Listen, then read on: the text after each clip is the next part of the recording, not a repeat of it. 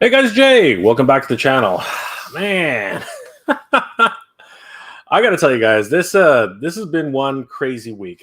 Not a lot of toy news, at least not for Master Universe. Master Universe was kind of slow this week for toy news, but let's be honest, we've been getting hit left, right, and center by Master Universe toy news, for the past couple of weeks. So, actually, no, there was one tiny little bit of toy news from Master Universe.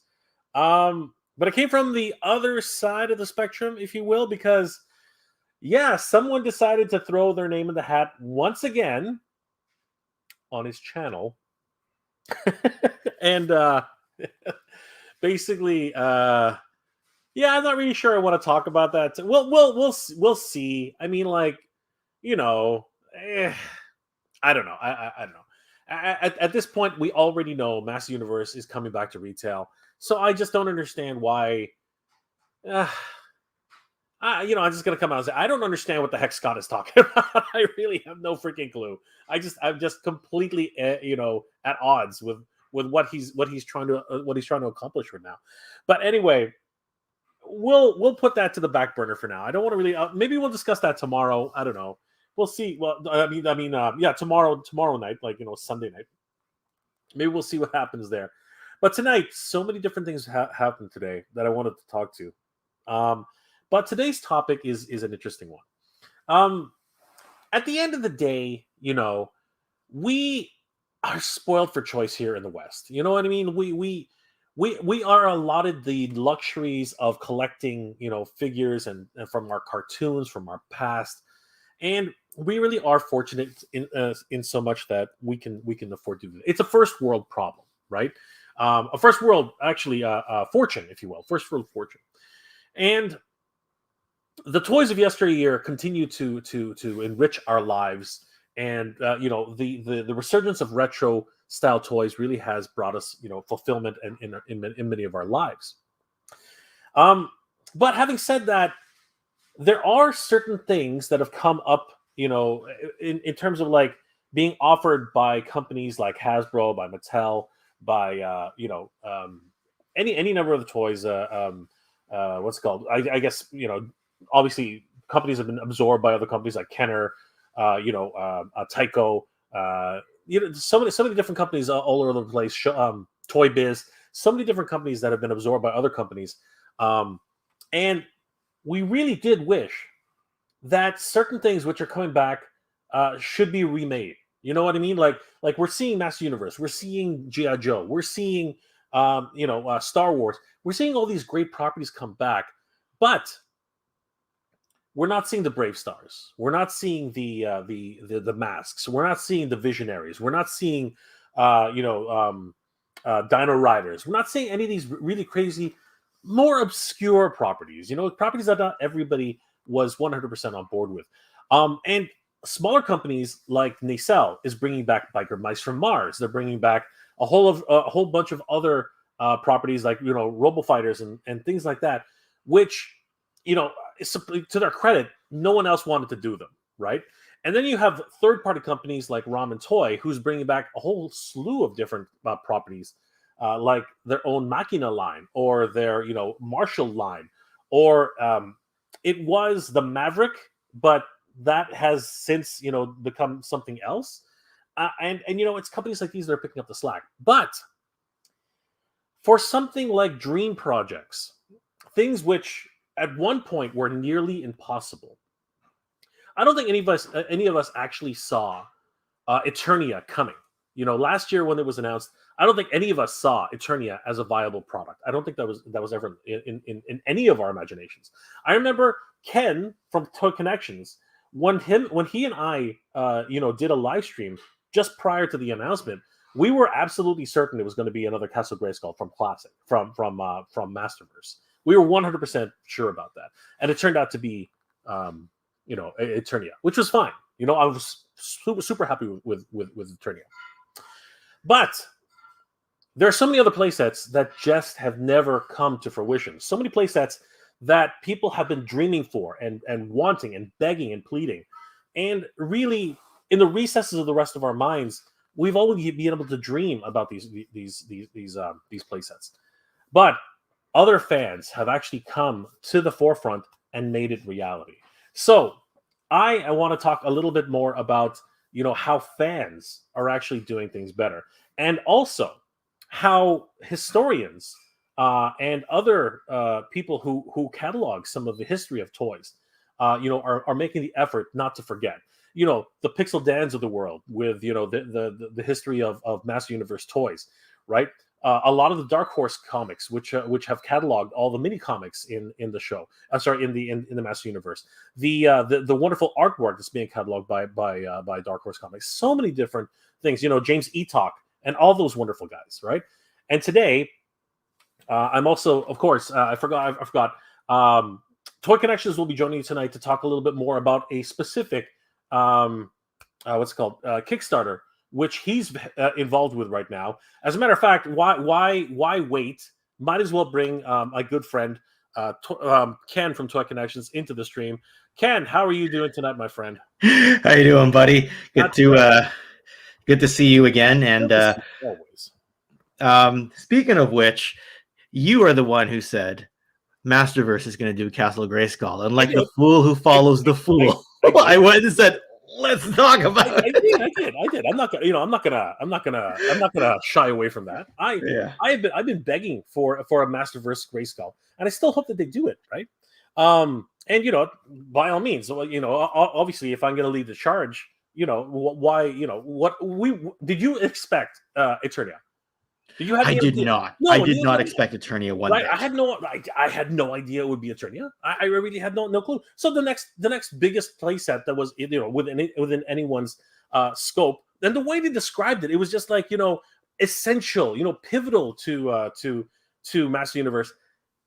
As pivotal as Eternia is in mythos, the reality is, if you're talking about the toy line as a history, it really should have been Grayskull by the way they were talking about it.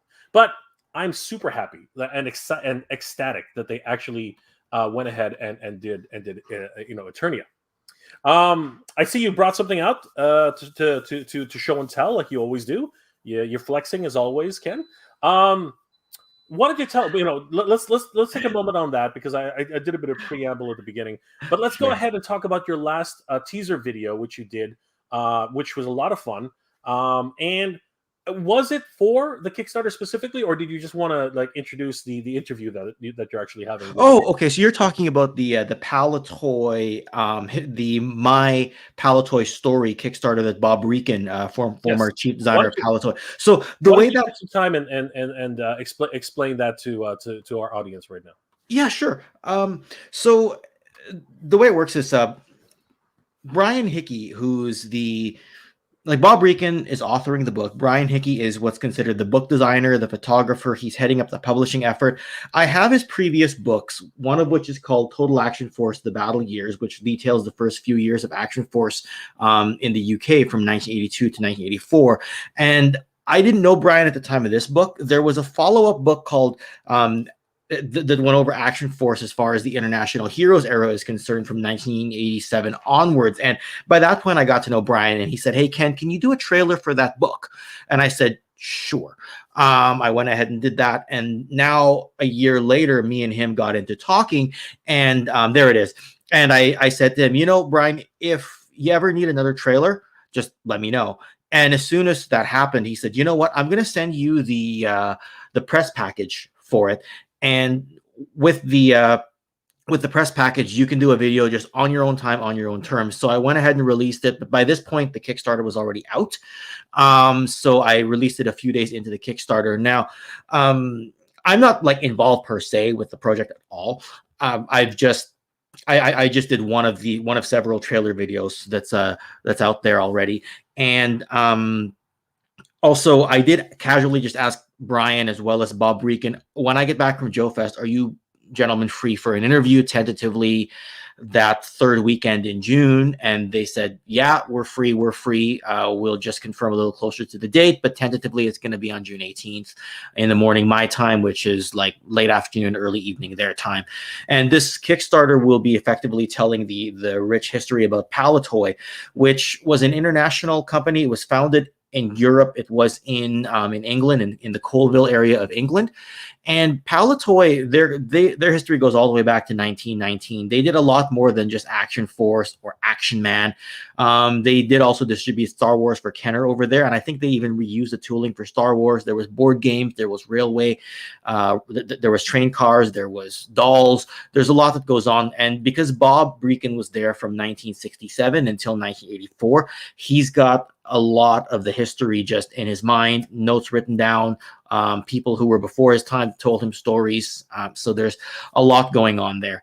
So yeah, that's kind of the long and short of it. And a lot of people on our side of the pond will not know much about Palitoy. Like, I didn't know what Palitoy was before 5 years ago, maybe. And now I'm learning all about it. And I think that this book will be a great companion piece to the other books that Brian Hickey has done. Because while these ones are specific to Palitoy Action Force, that other book that's coming out will be specific to the entire history of Palitoy as a toy company. And you know me, I love learning about the history. So that's the long and the short of it. And yeah, can't wait for the book. That's excellent, Ken. How did you, like, they reached out to you? Like, how exactly did you get involved in this? Okay, so that's what I was saying earlier, even though it's a bit confusing. When they did their second Action Force book on Action Force from 1985 onwards through to the International Heroes era, they reached out to me to do a commercial for them, like a trailer. Then on this one, I sort of just said, if you ever need another trailer, let me know. And then they sent me the press package and said, you know what, when you have time, go ahead and do it. So this one was kind of a joint effort. Like, I offered, but not specific to this. And then they sent me the package. The previous one, they actually asked me, they being Brian. This is the first time Bob's involved in a book officially, like in an author capacity. So yeah, there you go. Still, it's an incredible archival history of a toy line, which many of us in the West really have no connections towards. But Palitoy is the same company that did much of the Star Wars toys. Are they not? Or is they did duplicate the tooling over there in the UK, and they did distribute the Kenner product over there. Or I guess they duplicated the tooling and then distributed it because of that. And they have the cardboard Death Star that's quite famous over there. Right. And they're like this green beret is obviously the G.I. Joe green beret, but Action Man done by Palitoy, because they duplicated the tooling. They have basically the same green beret, but there's an extra silver star accessory on his chest. That's how you can tell the difference between the Palitoy version and the G.I. Joe Hasbro version from the 60s. Gotcha. So, yeah, we can see here that this is the cardboard star, Star Destroyer. Yes. Which, again, it's infamous here in the West. But they actually did recreate that for the everybody across the pond. Here is a shot of the actual the ATS-AT. Yeah, that thing's actually massive, and so they actually had all the molds. We can even see some of the Palitoy boxes in the background there, which are branded Palitoy, right? That's not Kenner. That's correct. Yeah. It would be branded as Palitoy. There was some sort of a relationship there, similar to, I believe, what I wish Brian were here to talk about it, but there's similar to what Hasbro had done when they allowed Palitoy to use their tooling. Yeah, and these are GI Joes, or which figures are these? I think those are Action Man, which basically is their equivalent of GI Joe, right? Yeah. I mean, the two lines basically started equivalent, but then as the years went by, certain outfits, because this was outfit based, right? It wasn't like if you bought a figure, like the figure is a naked figure, but then you put the outfits on them. Some outfits are exclusive only to the UK. Like there's this whole sports line, their long range Desert Trooper, all of that's UK exclusive, right? So not everything that made it here. Not everything that was produced there made it here. And the very famous Kung Fu grip that was introduced by that Hasbro adopted in 1974, that was actually invented by Bob Breakin. He invented the gripping hand using an exact model replica of his own hand. That's what these are right here. Yeah, that's the Kung Fu grip as far as I can tell. That is the actual Kung Fu grip. Wow. Yeah, and it's molded after Bob Breakin's hand. So he was the inventor of the Kung Fu grip / gripping hand. So yeah. So we have him to thank for all of the modern hand holding that we have today. That's pretty impressive. Yeah. Yeah. Yeah, because you know, like this Green Beret, this was before the era of the gripping hand or kung fu grip. It doesn't hold its rifle very well, or its weapon very well. I don't know. Got you. Yeah. Yeah, So we can actually see that here, the way they're holding all of their additional, like the mine detectors here, the actual small pistols on that side. Wow, that's incredible. Um, and then of course they had multiple other lines like Baby Alive, which has made a resurgence here in Canada now. Because those things are creepy as heck for me. Because every time I pass that aisleway in Toys R Us, they keep laughing, and it really freaks the heck out of me. So these are the dolls that when you lie them down on their back, their eyes actually close. But when you stand them up straight, their eyes actually open. Correct? I actually have no idea on this. That's why I'm hoping to get the book and figure it all out. Like I'm all the knowledge I'm giving at a peripheral basis. When I read this book, I'm gonna look back at the stream and be like, well, Ken, you should have known this and you should have added that and you should have said this. So when I eventually get the book, I'm going to educate right now I consider myself, you know, like elementary school level as far as Palitoy is concerned, but you know, just enough to count numbers and know the alphabet a little bit. Now, the cover of the book actually has Roboskull on the front. Is Palitoy still involved with Roboskull right now? Okay, so Palitoy shut down in 1994, right? That's when the last, like they shut down the design department, most of their design department in 84, and then or 85 or 84, and then in 94 they officially shut down, and all their tooling was destroyed. The current Roboskull Mark II does have Bob Reekin involved as a consultant. Ah, okay. But it's not associated with Palitoy, right? He's just sort of known as the Grandmaster because he was the chief designer and the one who designed the Roboskull. And I think he said in interviews that it's like he's so proud of it even to this day. So when Ben Conway and Marco Byrne of the Skeletron Company brought back the Roboskull Mark II, they showed it to Bob, and apparently he was really happy with it, right? I've actually never talked to Bob face to face before. I've talked to him just a little bit online. So when I get to finally interview him, it'll be our first time talking face to face. Wow, that's great. So yeah, that is excellent. But it really is. At least this is a little bit outside of that, but we can see that with Roboskull, right? That another fan base group, if you will, you know, of new designers are actually coming in and creating their own products to actually bring to the market.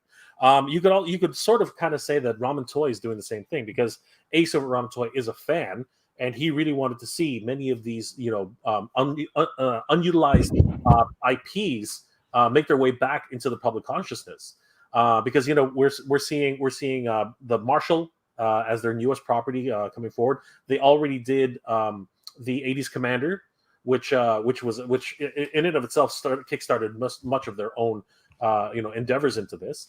Yes.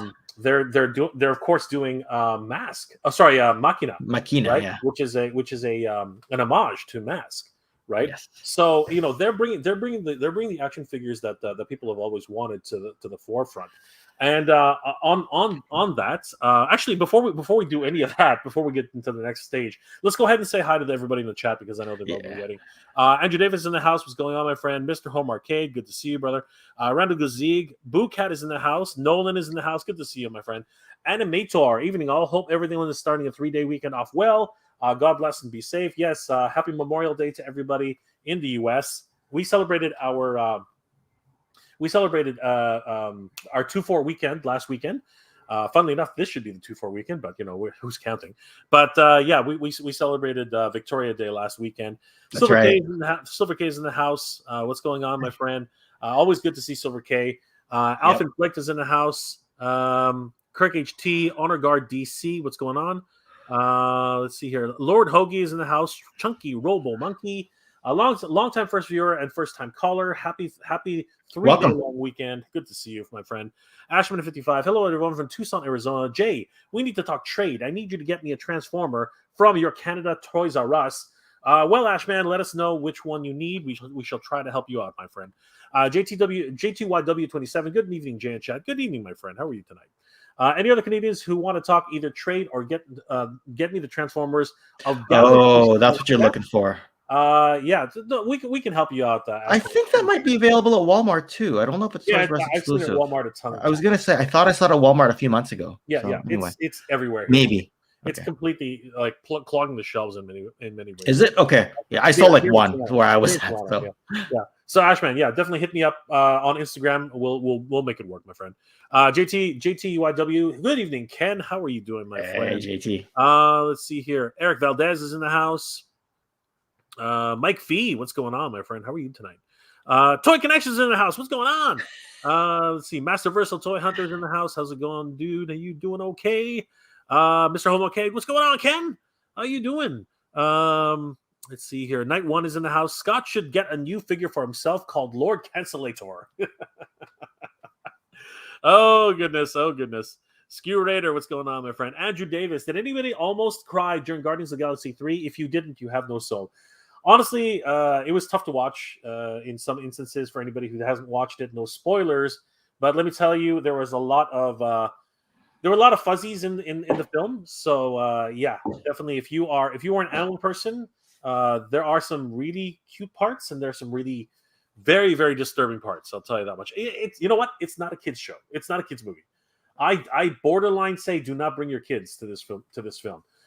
There were kids when I was watching it, and I think many of them were traumatized. I'm not gonna lie; they were very, very traumatized. I brought my son to the theater last weekend, and on Victoria Day actually, and the thing we said was, you know what? Let's watch Super Mario. Yeah, I think that was a good choice because Guardians of the Galaxy is not a kids movie, man. It's not. It's just it is deep, like deep on several levels. Like a lot about family, a lot about animals, a lot lot animals. Like holy crap, it's an emotional roller coaster. Camera's an not emotional roller coaster. It's crazy. Lord Hoagie, Mattel couldn't get the previous waves out in store in reasonable fashion, and now the final waves are backstocked. Unsurprising. Well, you know what? We've been hearing a lot of people, especially for instance, adultcollector.org is reinforcing the idea that they are returning to Walmart and Target very, very soon. So yeah, it's an interesting time for sure. But me, for instance, I'm just happy that Master Universe is returning to the store shelves at any capacity. I think it's zooming in on your toy there. That's what I'm thinking. Like that's why I'm trying to move him out of like hide him for a second. Let's see what happens. I think it's. Oh my goodness! It tried. There it is. See, you're sharp again. That's funny as heck. It tries to track the face. Yeah, is what it's doing, and then it thinks that that's an actual face instead of this. So this is the toy face, and that's why I was like, what's going on here? Because I don't have a background in this room, right? So I grabbed something to be in the foreground instead. I didn't want to hold the belt for the whole stream, right? You're back. It's all good. Okay. Thanos Copter, what's going on, my friend? Bernie Lomax is in the house. Good to see you. Brick something. What's going on, brother? How you doing tonight? Brick, if you want to join us, Ken, if you want to send Brick. I'll send it. I'll send it over to him. Maybe he wants to join us. Thanos Copter is good to see you, my friend. Andrew Davis, stop dodging me, Ken, and put the belt on the line. I'm a heel champion, so I'm just gonna keep running out of the ring to get counted out, DQ'd, whatever it is. Cheap victories. If I do pin you, Andrew Davis, it's because one of my cronies hit you over the head with a steel chair, and I just fell on top of you without hitting my finisher. So. The following contest is scheduled for one fall. Skew Writer. That was your inside voice, my friend. That was your inside voice. Bernie Lomax. Palitoy was most known for 3-inch army building line as they made millions of figures which were wireframed with cheap plastic over them. Thank you, Bernie. That's an interesting fun fact we didn't know. Yo Joe C is in the house. Honor Guard DC. There is a show on YouTube I watch called Toy Shop on Tour that's based in Lancaster, UK. Yes, Scuba Pete. I think Scuba Pete was just there. Which is where Palitoy HQ factory was. The guys on that show are Palitoy experts and acquaintances of Bob. I've heard of that show before. I haven't really watched it much, but yes. That's great. Yeah, I think so. I'm pretty sure. Yeah. John Brooks is in the house all the way from the Philippines. What's going on, my friend? Obi-Wan is in the house. Que pasa, Jay and Ken? Good to see you, my friend. How you doing tonight? We are doing well. Thank you so much for asking. Let's see here. Se bueno, my friend. Se bueno. Too bad. Hell, y'all. What's going on? Too bad. Shredder's Ooze. What's going on, dude? Action Figure Bancho. Hey, yo, dudes. What's going on, Bancho? Chad Stewart. Well, hello there, J&K from Ken from Indiana. What's going on, dude? How you doing tonight? Old IT guy. What's up, gentlemen? Good to see you, old IT guy. How are you doing tonight? Primate 776. Good morning, Mr. Mega and Flex Machine. Mix Machine, chat and good vibes. Primate 786. I am looking into it. I've been so busy, my friend. I really have. I don't want to disappoint you, man. It's just things have been so busy. I really apologize about that. Yo Joe C is in the house. Supernova Moore. Salute, guys. Salute, my friend. How are you doing tonight? Black Genghis is in the house. KJ. Raymond Chong. What's going on, Raymond? Hey, Raymond. Raymond Black. Ray Black is in the house. Clint Jorgensen. Good to see you, my friend. Let's see here. Supernova Moore. Mondo Battle Cat got delayed until July. Yes, I got that notice too, my friend. Unfortunately, it is delayed, but that's okay. I'd rather they take a little bit more time and avoid, the situation we had with the He-Man. That to me is fine. I'm okay to wait. I am okay to wait. Black Genghis. Hey Ken, what's going on? He'll be on Toy Kennections on Sunday. So Yojo C, my Steel Heart and Quicksilver of E today. Gonna open them now. Congratulations, brother. They do look awesome, don't they? Toy Bounty Hunter, greetings from New Mexico. Good to see you, Toy Bounty Hunter. How are you doing? Nick Dubinson, I'm in the house. Yes, he is. And of course, Master Versal Toy Hunter is saying good evening to everybody. All right. So, speaking of another bunch of fans who decided to take destiny into their own hands, we have some amazing news from the Kickstarter sphere outside of Palitoy. Oh my goodness, Ken. This is absolutely shocking. This is absolutely crazy. I don't know if you've been following this. I'm not sure if you have or not. But the good folks over at Armies of Ashmore have reached their first goal. They actually have funded.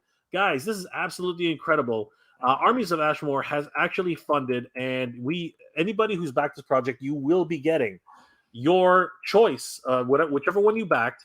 You will be getting yourselves some wonderful figures from this line. This is absolutely ridiculous. They look incredible, don't they? Have you been following this line at all, Ken? Loosely. When it first launched, Ostradamus Toys, hopefully he's still awake, but he is such a big fan of this line. So he's been telling me a little bit about it. He was like, they're going to be a little bit taller than your usual MotU figures, but they are dinosaur based. So it does make sense that they're 8 inches and above. Yep. So I haven't followed this closely, and then I think it was just yesterday. It funded. It hits. I believe it was 2 days ago. Or was it 2 days ago? It was 2 days ago. I remember because I was out in my office area when Ostradamus Toys mentioned that these have been funded, and I'm like, wow, good for them, because there was a lot of Kickstarters going on right now. Mm-hmm. So if these folks can add something to the game and still be successful with the market the way it is, more power to them. And they got 8 days to go to keep unlocking stretch goals. This is just crazy. They have 8 days left to go, as Ken just mentioned. 8 to 11 inches, highly articulated action figures. These are absolutely crazy. They have raised in Canadian funds $152,014 from their $148,656 goal. That's translated from American, our funding. Ours. Yeah, I think if you click the dollar sign there, I think it'll tell you what it is. There it is.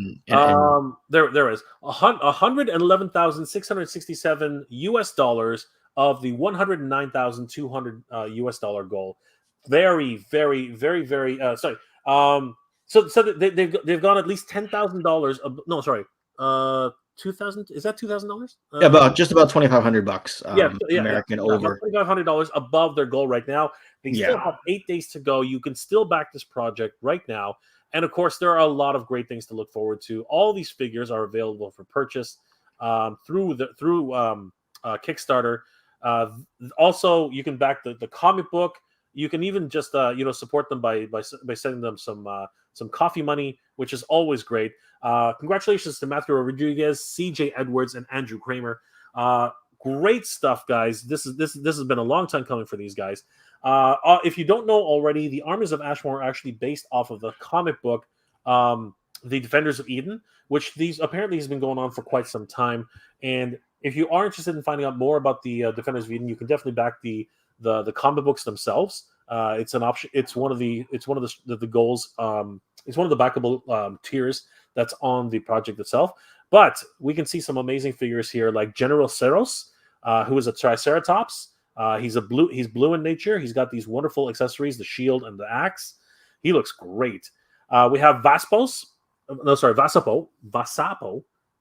I wish I knew how to pronounce things. Vasapo, He looks incredible. I think he's some sort of Stegosaurus. I think we can actually see all the ridges on his back there. He looks really, really cool. Milwick, which is a Brontosaurus type creature. He looks freaking cool, and he is a full 11 inches tall. That is absolutely ridiculous. Comes with a staff. Rhydor, who is actually just a recolor of the first figure, but he still looks really neat. I love the way these guys have been put together. Lots of great army building potential here. Kuzo, which from what I understand is actually the most popular of the figures that has been backed. So guys, Kuzo is definitely the one to get, 100%. They have an incredible amount of part count in this particular line. But the smart thing about this, the really clever thing about this, is that it's really only one unibody, very similar to the Master Universe, and then all the additional parts are snap-on pieces or armor bits that go on top. This is absolutely mind-blowing. Ken, what are your thoughts on this? Like, is this a line you think you can get into? I haven't, because I just have so much on the go at this point in time. But I mean, it's not to say that it's not incredible, and that it is the kind of thing that just hits on a lot of different notes, right? It's dinosaurs. I know, like, and it's cool looking dinosaurs, right? And right on the heels of when Savage Crucible just finished, to get into this sort of like fantasy type of thing. I mean, I know they're bigger than the other figures, but I think they're expected to be, right? Like, I think they technically can be considered in scale with your with your usual 6 and 6.5 inch figures. Yeah. So fun fact, which if a lot of people don't know this, but these designs are actually from the Four Horsemen Studios.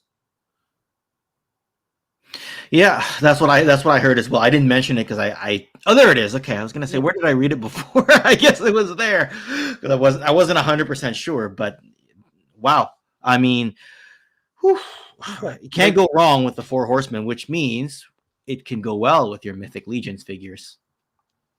Yeah, absolutely, and it's a wonderful connection to that. Obviously a lot of fans of the series, and because, as you said, because they are in scale with the Mythic Legions, they will fit in directly with any of those types of figures across the line.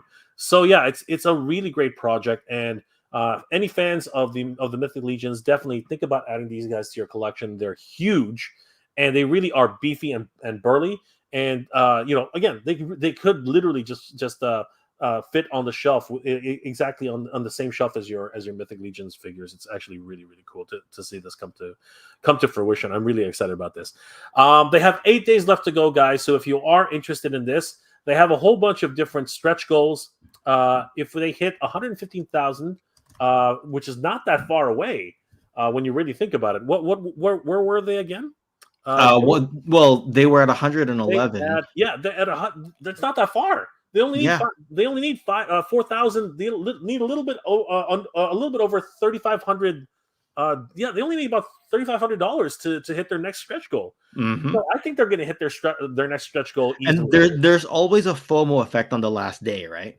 Absolutely. Like every single one, from Operation Recall to Call Sign Longbow, Strike Force Alpha. I'm talking about the military lines. I think even Savage Crucible also got, even though Savage Crucible was widely successful throughout the whole campaign as well.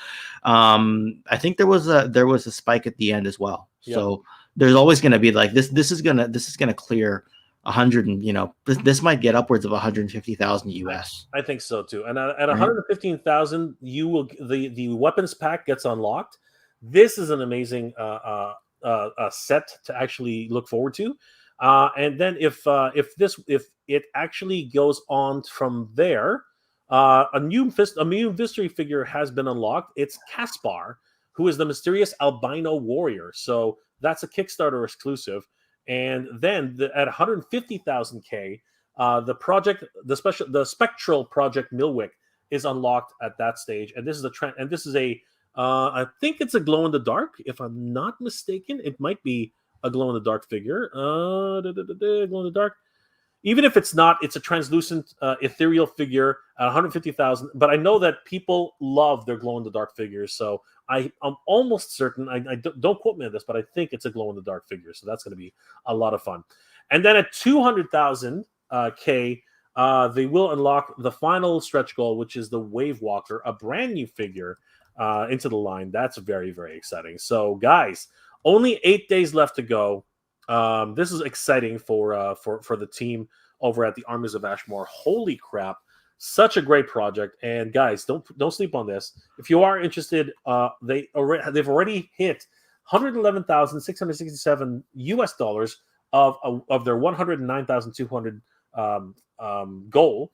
And with 8 days left to go, the sky's the limit. They can keep going. And as Ken mentioned just a few minutes ago, the actual FOMO kicks in around the 3 or 4 day mark, and we're only about 4 days away from that. So this is absolutely exciting.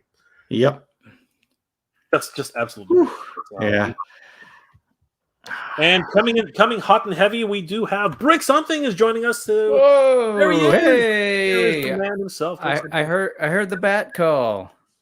All the Filipinos are in the house now. We're all, That's right. Who's Luzon, Visayas, Mindanao? Who's who? Dito na.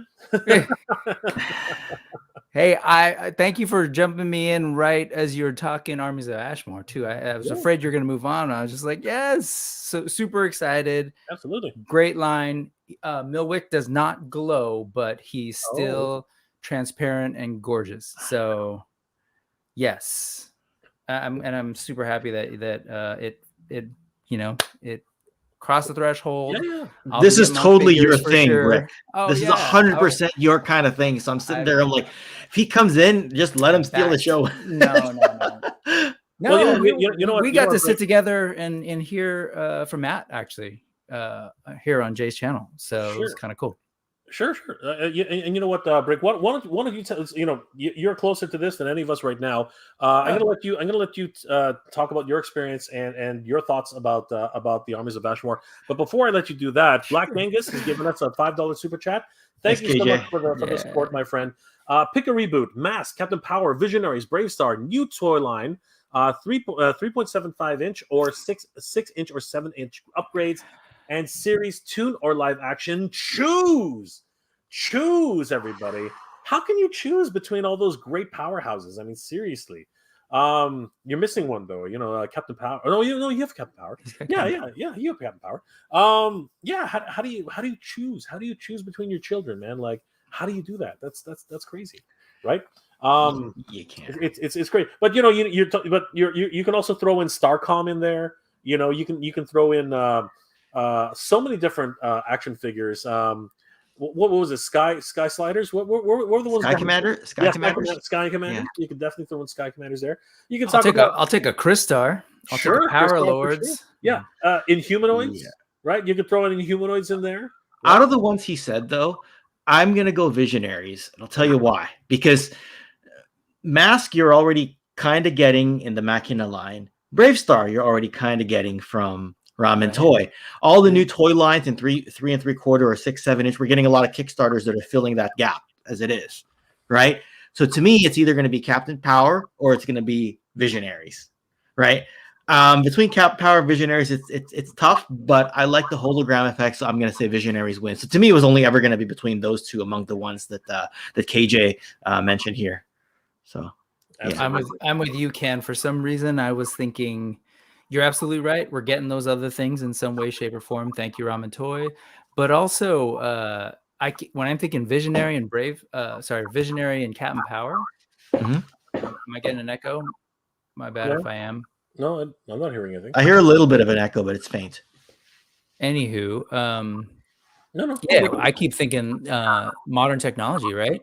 I wonder. God, don't get me started on that. Oh my God. No, but can you imagine what we could do now with their chests and their if we had little LCD screens, we could program them. They could be animated on the Visionaries, that is. And then with Captain Power, I wonder what it's kind of.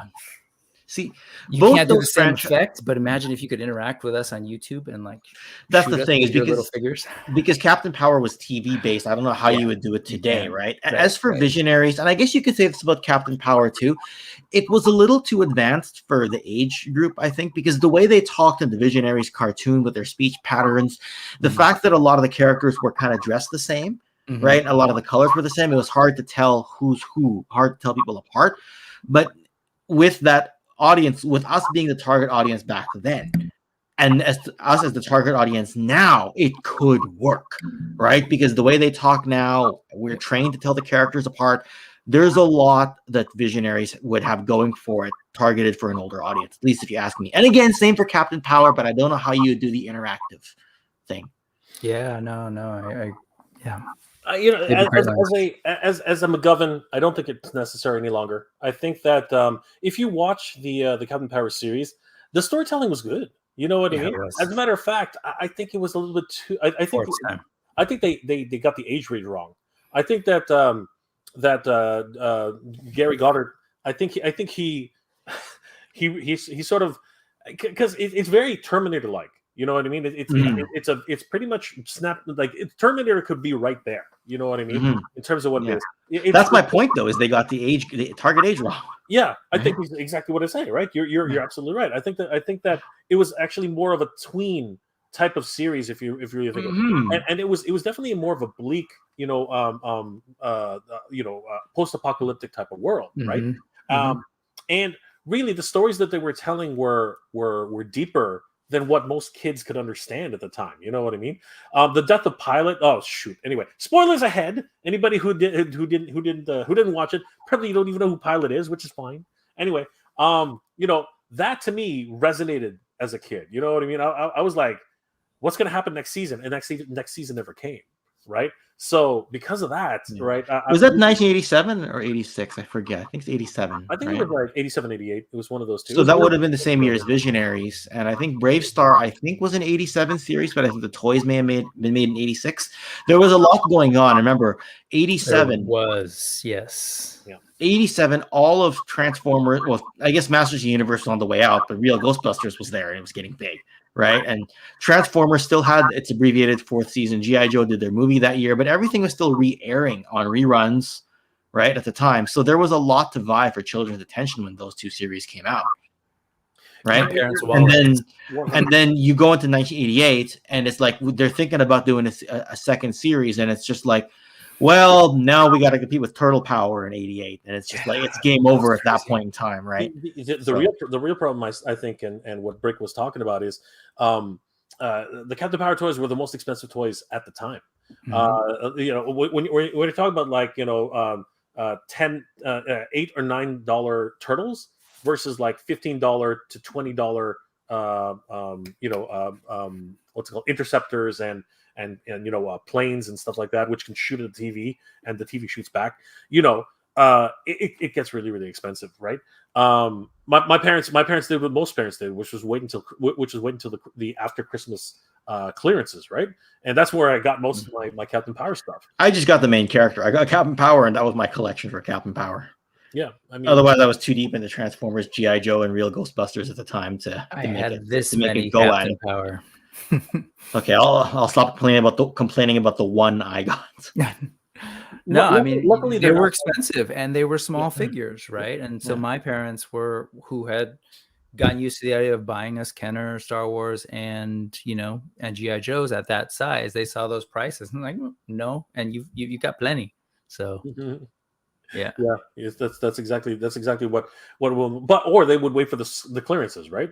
Wait until they get to Bargain Heralds, or wait until they get to wherever they could, right? And then all of a sudden, it was literally after Christmas when you got most of the good stuff. Or you get it the next Christmas because they were hiding it upstairs in the closet, right? That's how it happened.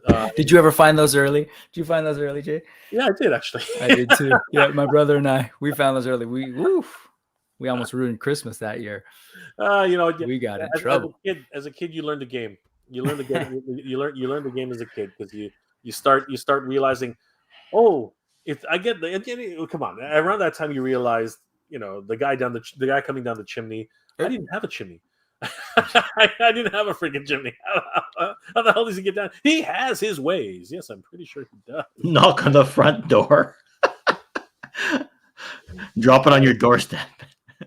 That's crazy. It's just a funny thing. But at the end of the day, you know what? I love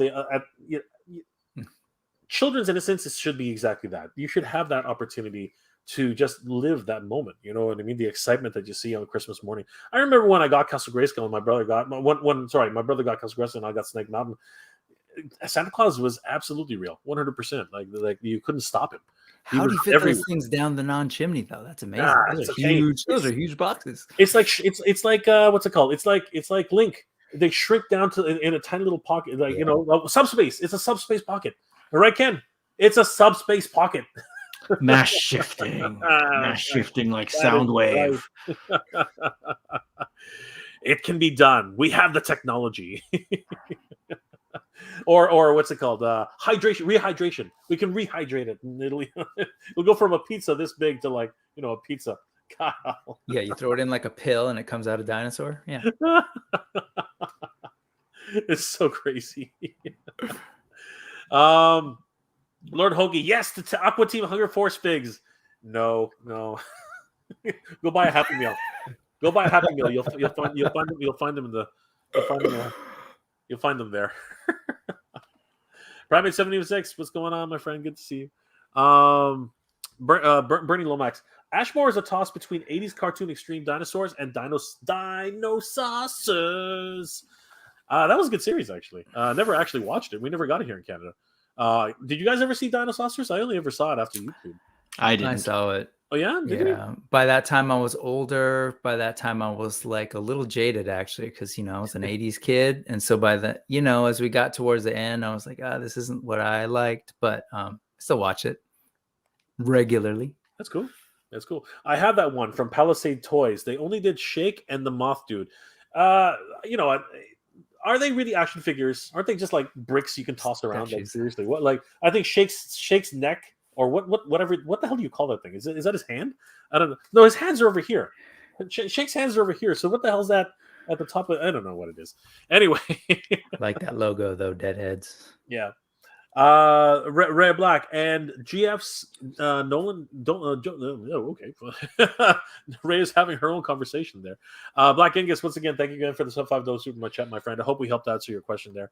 Thanos is good here, of course. Rarick and Pinoy here. We are all Pinoys in the house right now, right? Lahat ng kapabayan na dito, ha? So Right. Ken's hooking me up with that Voltus 5 though. You checked that out yet? Brother, yeah. I actually asked Ken earlier, do we pronounce Voltus 5 or Voltus V? Voltus and he says 5. Everyone calls it V. Everyone Voltus, says Voltus V. Everyone, yeah. So he's like, he said he doesn't actually know, but people around him always call it Voltus 5. So he just assumed that was right. So anyway, yeah, that's how I said. But in the show, I thought I heard it's Voltus V in the show. It's weird because like I think the Japanese say Voltus 5, right? I mean, like it's an interesting kind of situation. But as far as I know, I've always called it Voltus V. But it is. But I'm specifically referring to the newest show on ABS-CBN, I think. Yeah. I just watched the first episode. Yeah, I watched Japanese people reacting to the song, the intro song, which she sings it quite well, right? Yeah, she sings it very well. Like I was actually. Her accent is pretty good. Like it's not exactly there, but it's pretty good. She my kids made me turn it off though. Haters. Black Angus, I'm missing Bionic 6. Best Bionic 6. Yeah, totally. Yeah, I saw that. I just dodged that part and answered the question. It would have made it harder if Bionic 6 was part of the super chat. So I'm just like, I'd actually say that one would have to be it because I was kind of disappointed with those toys back in the day. Visionaries, the toys I like. Captain Power, I like the toys. They were great as is. I feel like Bionic 6 never got a good shot. You know what, though? Those things were solid. Like the monkey could put a dent in your head, man. That thing was solid. That thing, I remember. Who did I have? I had the black guy with the cowboy hat. That was always fun. I had him. What's S/O? Shout out to Exo Squad. Sure. Yeah. Shout out to Exo Squad. Skew Raider, chat response equals yes. Spiral Zone. See, I never watched Spiral Zone. I never watched Spiral Zone. Right. Oh, Spiral Zone had a special place in my heart. There used to be a Japanese store in LA that we would go to called Pony Toy Go Round. And I remember walking in, they'd have these nice glass cases. There was that round I forget what it was called, and then the sort of like motorcycle with the original Japanese figure, Wow. This was years before it ever came to the United States. And I was just like, what is this thing? It's amazing. It's fully posable, soft goods. I didn't, call it soft goods at the time. Really cool motorcycle with one bike. And then at least 6 years later, it showed up as a show in the United States. And I totally was like, I remember that. Couldn't afford it. Parents wouldn't touch it, but it was beautiful to look at. You know what? I've always been partial to the Japanese imports. I mean, like, Yeah. I always wanted a ramrod from Saber Rider and the Star Sheriffs. I Oh, always wanted a ramrod. It was just one of those things. And they did eventually make one, right? A Japanese import, but it's damn expensive now. And that's another one which I think could really do with a wonderful reboot. In my opinion. They could do a better job of bringing Gundam over here, though. If you ask me, like they've done a lot of it already, but I crave more. It's not like you can't. I mean, when you really think about it, the Gunpla has a very big foothold here in Canada. yeah, that's what I was going to say. I wondered if they need to, because it's actually really huge If here for imports. I think what Ken's trying to say though is that there should be action figures, right? Not something that you need to assemble. That's the thing, right? Is back in 2000, in 2004 to 2009, I had a lot of time and I assembled a lot of the Gunpla stuff. Right, I would spray paint. I didn't do the whole airbrush thing. And I don't know. I'd like to see like figures really take off in the Gundam world, because I love a bunch of Gundam Wing Endless Waltz stuff, or maybe some Gundam Seed. Which one don't you like? I'm not. Okay, Gundam Seed, I'm okay with. Gundam Wing, to me that was just like it was the flavor at the time. Okay, really? Okay. But I cannot deny its place in the Gundam world. It is what propelled Gundam to the heights it has today. Even the Endless Waltz OAV, because that's a really that's different. OAVs don't really count in the myth. But to me, those are the peak designs. Is the OAV? Is the OAV 100%. designs? I mean, right? I love the designs. Don't get it twisted. I love the mecha designs. I love, right? Those okay. There we go. Those things are always going to be great. The story is what killed me. You know what I mean? Like I just could not, you know what? I'm always going to be a 0083 kind of. Okay. If you ask me, the best. I love 0083. Yeah. That to me is actually the best franchise that I've seen. Memories was the greatest freaking OVA series of all time. Okay, it's just the intro song, the freaking the whole political intrigue. Oh, just the whole struggle. Just beautiful. The whole struggle. Absolutely beautiful. Like my brother and I used to watch, like we'd watch videos and we look at each other. It's like, man, Japanese kids must be smart, because these cartoons are smart. I know. Oh, you know what? There is a certain level of maturity in Japanese anime, right? Even something as simple as what we would think of with Crayon Shinchan. If you actually look deeper, it's actually got some deep. It's got some deep things behind it, man. Right. Yeah, I also think we were coming from the mindset that cartoons are for kids. We didn't really have the sort of sense of what was happening with manga and anime in Japan. You know what? This thing for everybody. Over a decade ago, I got asked what Holy Grail I'm missing, and I kept telling people. And it's funny how our minds and mentalities change. A perfect grade GP01 was actually what I listed as a Grail that I wanted, and I never got around to buying it. So. Right. So have you looked? How much? I'm curious. I haven't looked recently. Back then, what I did is I bought the Wing Zero custom perfect grade. I bought that instead. And I was gonna get the GP01. And I just never got around to it. But I'm just like, it's okay. I'm not gonna do like Gundam models. It was never my thing. I've just always loved the art and the design. Yeah. I just followed whatever I could, like looking at the books. What I really want, truthfully, is SOC to pick up at least one or two of the most iconic Gundams. If I could get a perfect Gundam from Solo Chokugen, I think that would be absolutely great. And I'm fine with a Solo Chokugen should do Gundam stuff.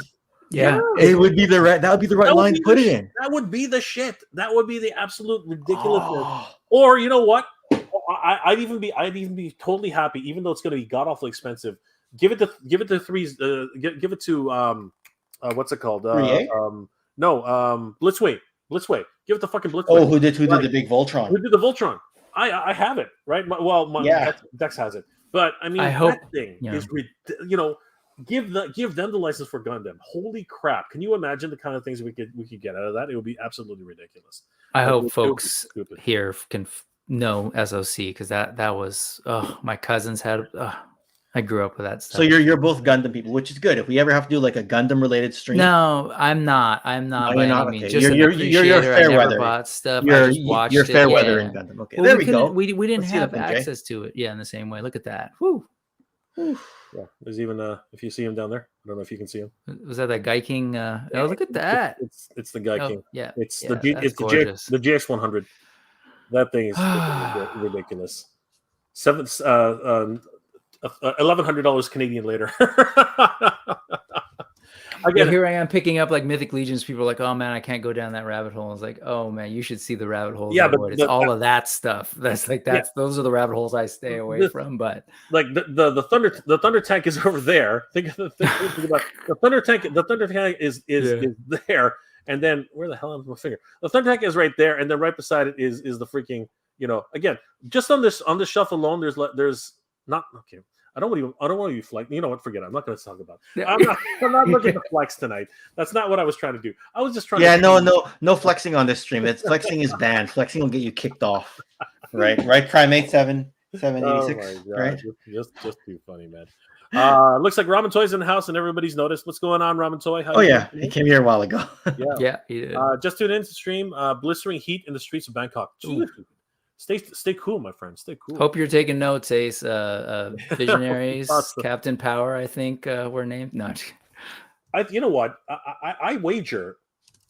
Pardon me. I wager that Gary Goddard tried to pitch a new version of Captain Power 4 or 5 years ago.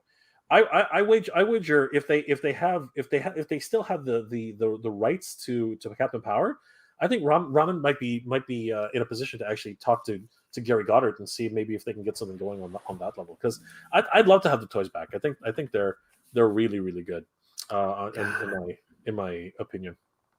I totally had a moment there going in trying to imagine what Captain Power would look like with 21st century production quality.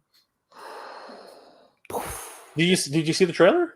No. You've never seen the trailer? I've never heard that this was a thing until you just mentioned it. Yeah. Let me. That's a Toy Band 100. Never had any Captain Power figures, but I did have the Power Jet XT7. Yes, an amazing toy, bar none. Especially if you had the videotapes and you could play along. It was such a fun gimmick at the time. Ramen Toys SKU Raider final rendition still has a lot of other reveals of the Marshal not yet shown. Nice. 3-0 is looking ridiculous. I mean, oh my god, that thing's 3-0 or 30-30? It's 3-0. It's 30-30 is the official name. 3-0 is the ramen version. Got it. Because there's also 3-0, the company spelled 3-0. Yeah. So I was like, did we jump from Ramen Toy to 3-0 toys? I don't know, but you're right. It's 3-0. I'm really interested in that Brave Star. I'm sorry, not Brave Star. Marshall. It is the Marshal. Look, in the Transformers world, we lose track of the names anyway. So if we see it just happens. If people call a Brave Star, we know what we're talking about. Well, it really is just corporate speak at this stage anymore. It's no longer. Yeah, we can get the names wrong. Ace is the one that has to get the names right. He's the one who really. I mean, so stick to whatever he's doing. Right, Ken. I watched Dinosaurs in the early afternoon. Only Dinosaurs can dino-volve. GMA7. All of us call it Voltis 5. There you go. From the man who's in the Philippines right now. He's got it down. And my newest patron, Rai Ken. Whoa, thank you. Okay, the chat has gotten away from me. While we're catching up with the chat, though, Brick something. Why don't you relate to us your experience with Armies of Ashmore, and what are your overall thoughts? Because I'm excited about this line. My experience. I'm curious to find out what your thoughts are. Yeah, first off, highly articulated. What are you talking about? Actually, no, that's perfect. I don't know if you intended that, but I believe, yes, that is in fact a Armies of Ashmore reference. So real quick, he's referring to that translucent Milwick Bronto. Yeah, and that will be one of his nicknames. Okay. Because of the glorious shape of his neck and head. Apparently so. So it took me a while, but Armies of Ashmore, I just remember sort of seeing things mentioned online on Facebook on the Cabal. And then when things started popping up with, they showed some prototypes at LegionsCon and PowerCon. And I was like, what are these huge figures? And that's essentially, I think, when he was on your show, Jay, that's what he was talking about. Like every time he'd bring these prototypes out, people would stop by and like, what are these things? Where can I get them? And, I wasn't at those cons, but I was seeing it on Instagram or whatever. I was like, man, what are those? What are those? I totally want them. So I started doing the research, kind of, figuring out, this is tied to this comic property. Apparently it's not even like they're in the comics, but they're not like like the entire comic isn't about these dinosaurs. So I'm really intrigued by that. And it wasn't until shortly before Matt was on your channel, Jay, that I realized, because he was starting to do the rounds and talking about it, I didn't realize that that whole world is actually based on sort of his, for lack of a better word, fan fiction over on He-Man.org. Yeah, it's like a MotU. It's like a MotU fan fiction. Yeah, and essentially there was that contest that Mattel was holding to like, hey, create characters, send us your stuff, and he had the wisdom to not participate because Mattel would then own the rights to it. Right, they would have. Fast forward, he's got his own toy line, his own comic book, and here we are, and here I am dropping money to get my hands on these figures. So I backed at first. It was just it sort of fell at this time when we on your channel on Toy Habits, all of a sudden we were hearing all these rumblings of these like massive Masters of the Universe, Masterverse like series of figures coming, right? It was around that time. I just sort of done the Savage Crucible, so unfortunately it was like I had to go slow. I got Milwick. That is the figure that has the unfortunate nickname. And then the comics, and then eventually he started revealing all this stuff that he was doing, like alternate heads. Eric Miller, sort of a big Mythic Legions customizer, painted up some figures just sort of that he was handed. I believe it was I think it was Bill from Dorklair, who was like, hey, we've got these. I was really curious to see what these weapons that you're doing for Armies of Ashmore would look like in, if they worked well with Mythic Legions with some of the Ogre Scale figures. So they printed them up, and Eric Miller was like, hey, you mind if I paint them? And he painted them, did this awesome colorway. So the weapons you're seeing there, sort of like what is going to come with the original figures. And then Matt threw on there as a what do you call those things? The reward or like an unlock offering, a weapons pack painted, these different colors. Eric Miller does his customs, and they're beautiful, like steel gray, just an awesome colorway. So all these things keep coming out, and all of a sudden you find people like me who are like, oh, I'm only going to get one figure in the comics. Now I'm adding head packs. Now I'm adding additional figures for the heads. Now I've got weapons packs. So that's kind of been my experience. And so, I've heard people comparing it to Dino Saucers. 100%. I know where that's coming from, especially a lot of us who have sort of this nostalgia for these old properties that we knew and loved. But I also am super excited about this new crop of like indie toy makers, like creating their own property, their own IP.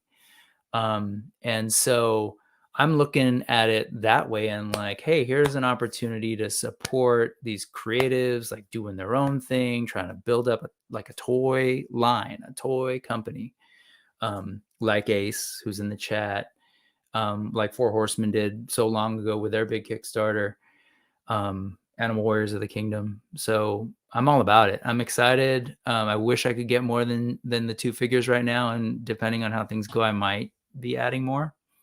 I guess the last thing I'll say is that if there are any customizers in here, I need you to hear, if you haven't been paying attention to this line, that they have added these exact same figures, fully unpainted, gray, $35.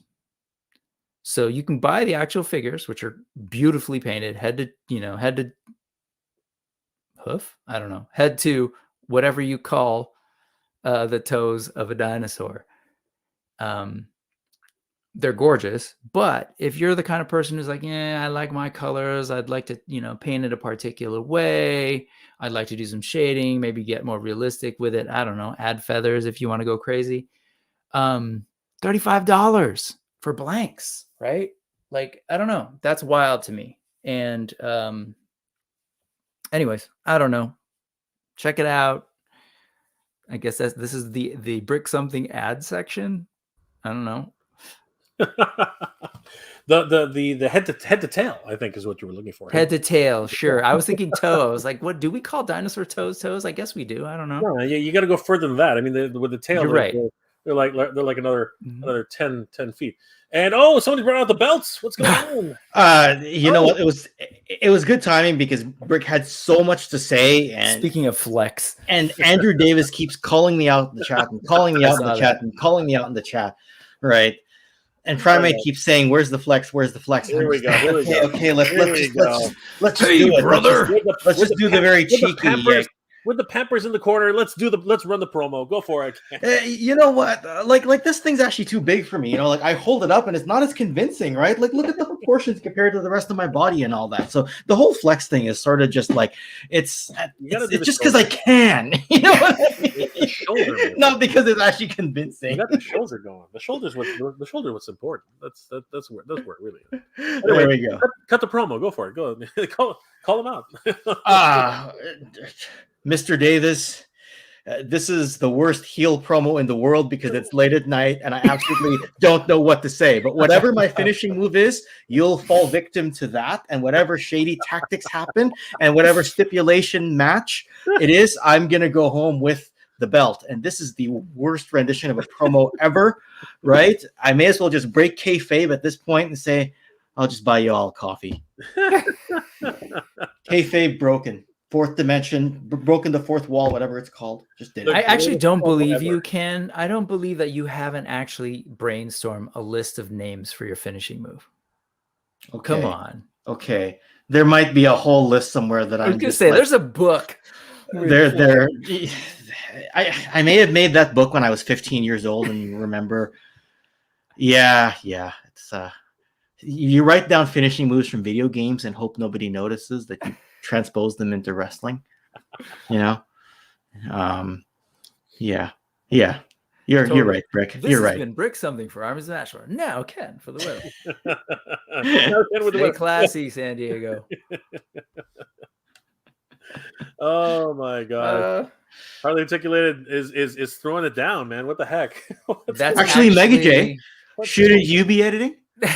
Shouldn't I be editing? What are you talking about? You putting me to work now, Ken? Jesus. Fun fact, the reason it took me a while to jump on, I was listening to this stream while editing, so I had to change my setup to do this thing. So you okay, Dad? I know, right? Just all these clock watchers, man. What's going on? Guys, calm down. This is supposed to be fun. What the heck is wrong with you all? Oh man, this is supposed to be fun, and you know what? It's so much fun. It is, and you know what? Being creative people the way we are, we know when to appreciate something where people have worked at their butts off, but also passion really dictates a lot of what we look forward to.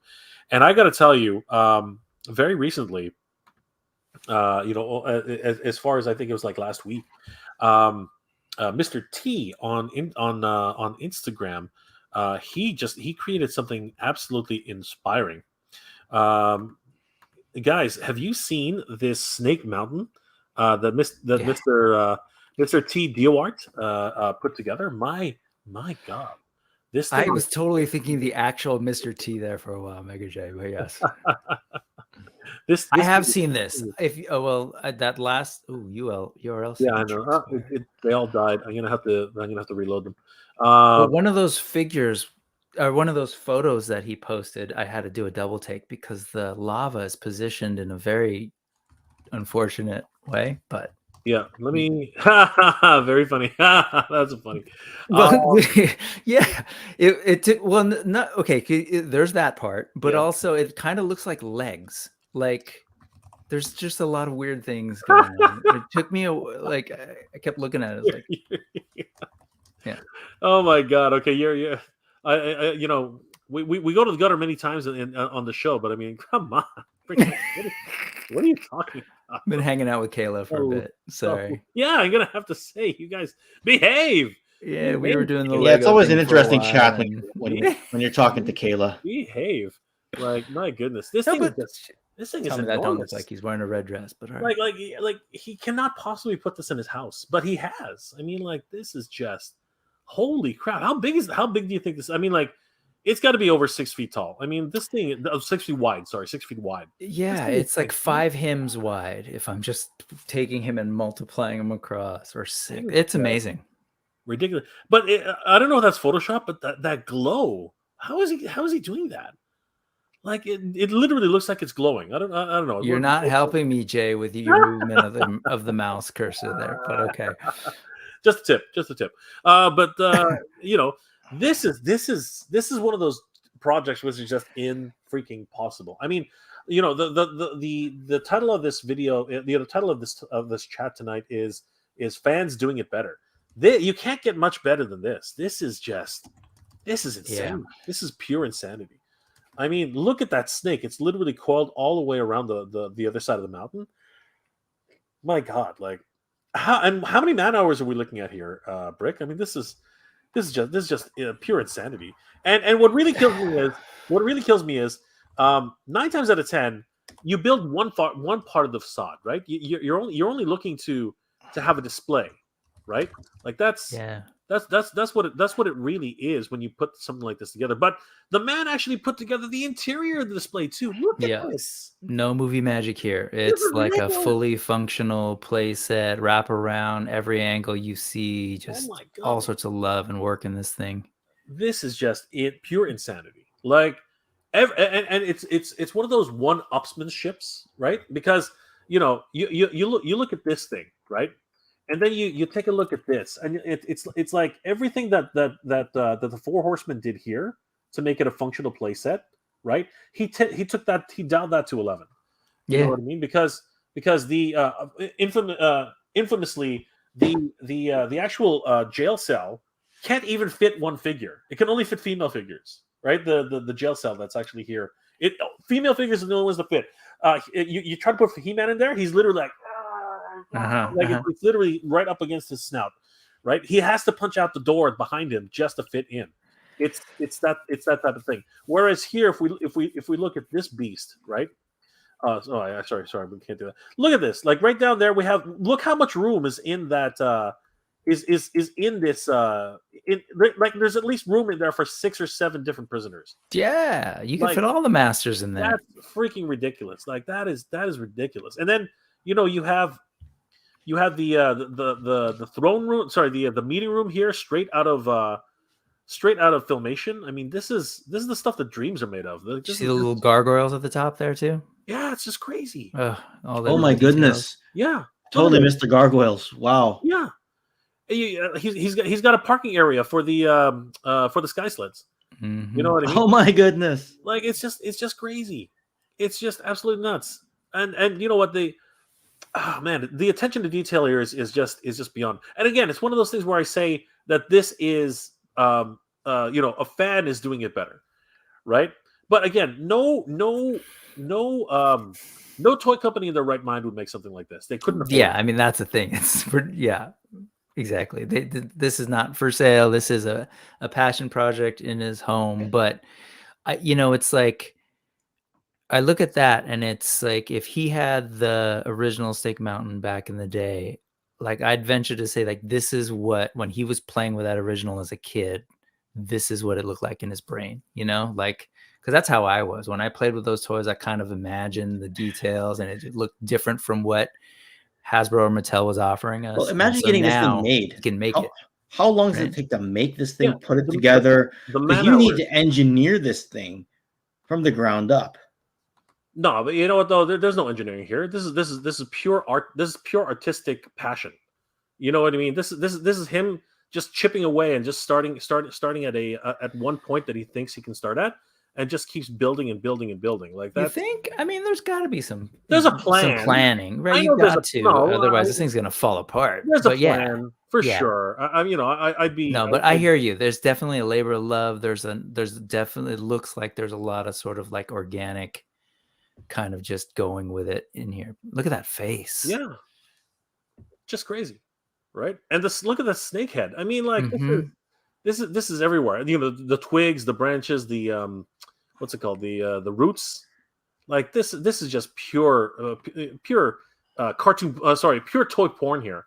This is pure pornography in toy form. You know, complete with chains. Going ahead with your phallic aspirations in the beginning. You know, As you said, he was in it. Yeah, he was in a it mode. looked like I said. It looked like red pants. He was in a mode. He was in a mode. He was. Yeah, he was in a mode. It was inspiration. It was what it is, right? This thing it's gorgeous, and you see, like, you know, big ups to Mr. T. Like,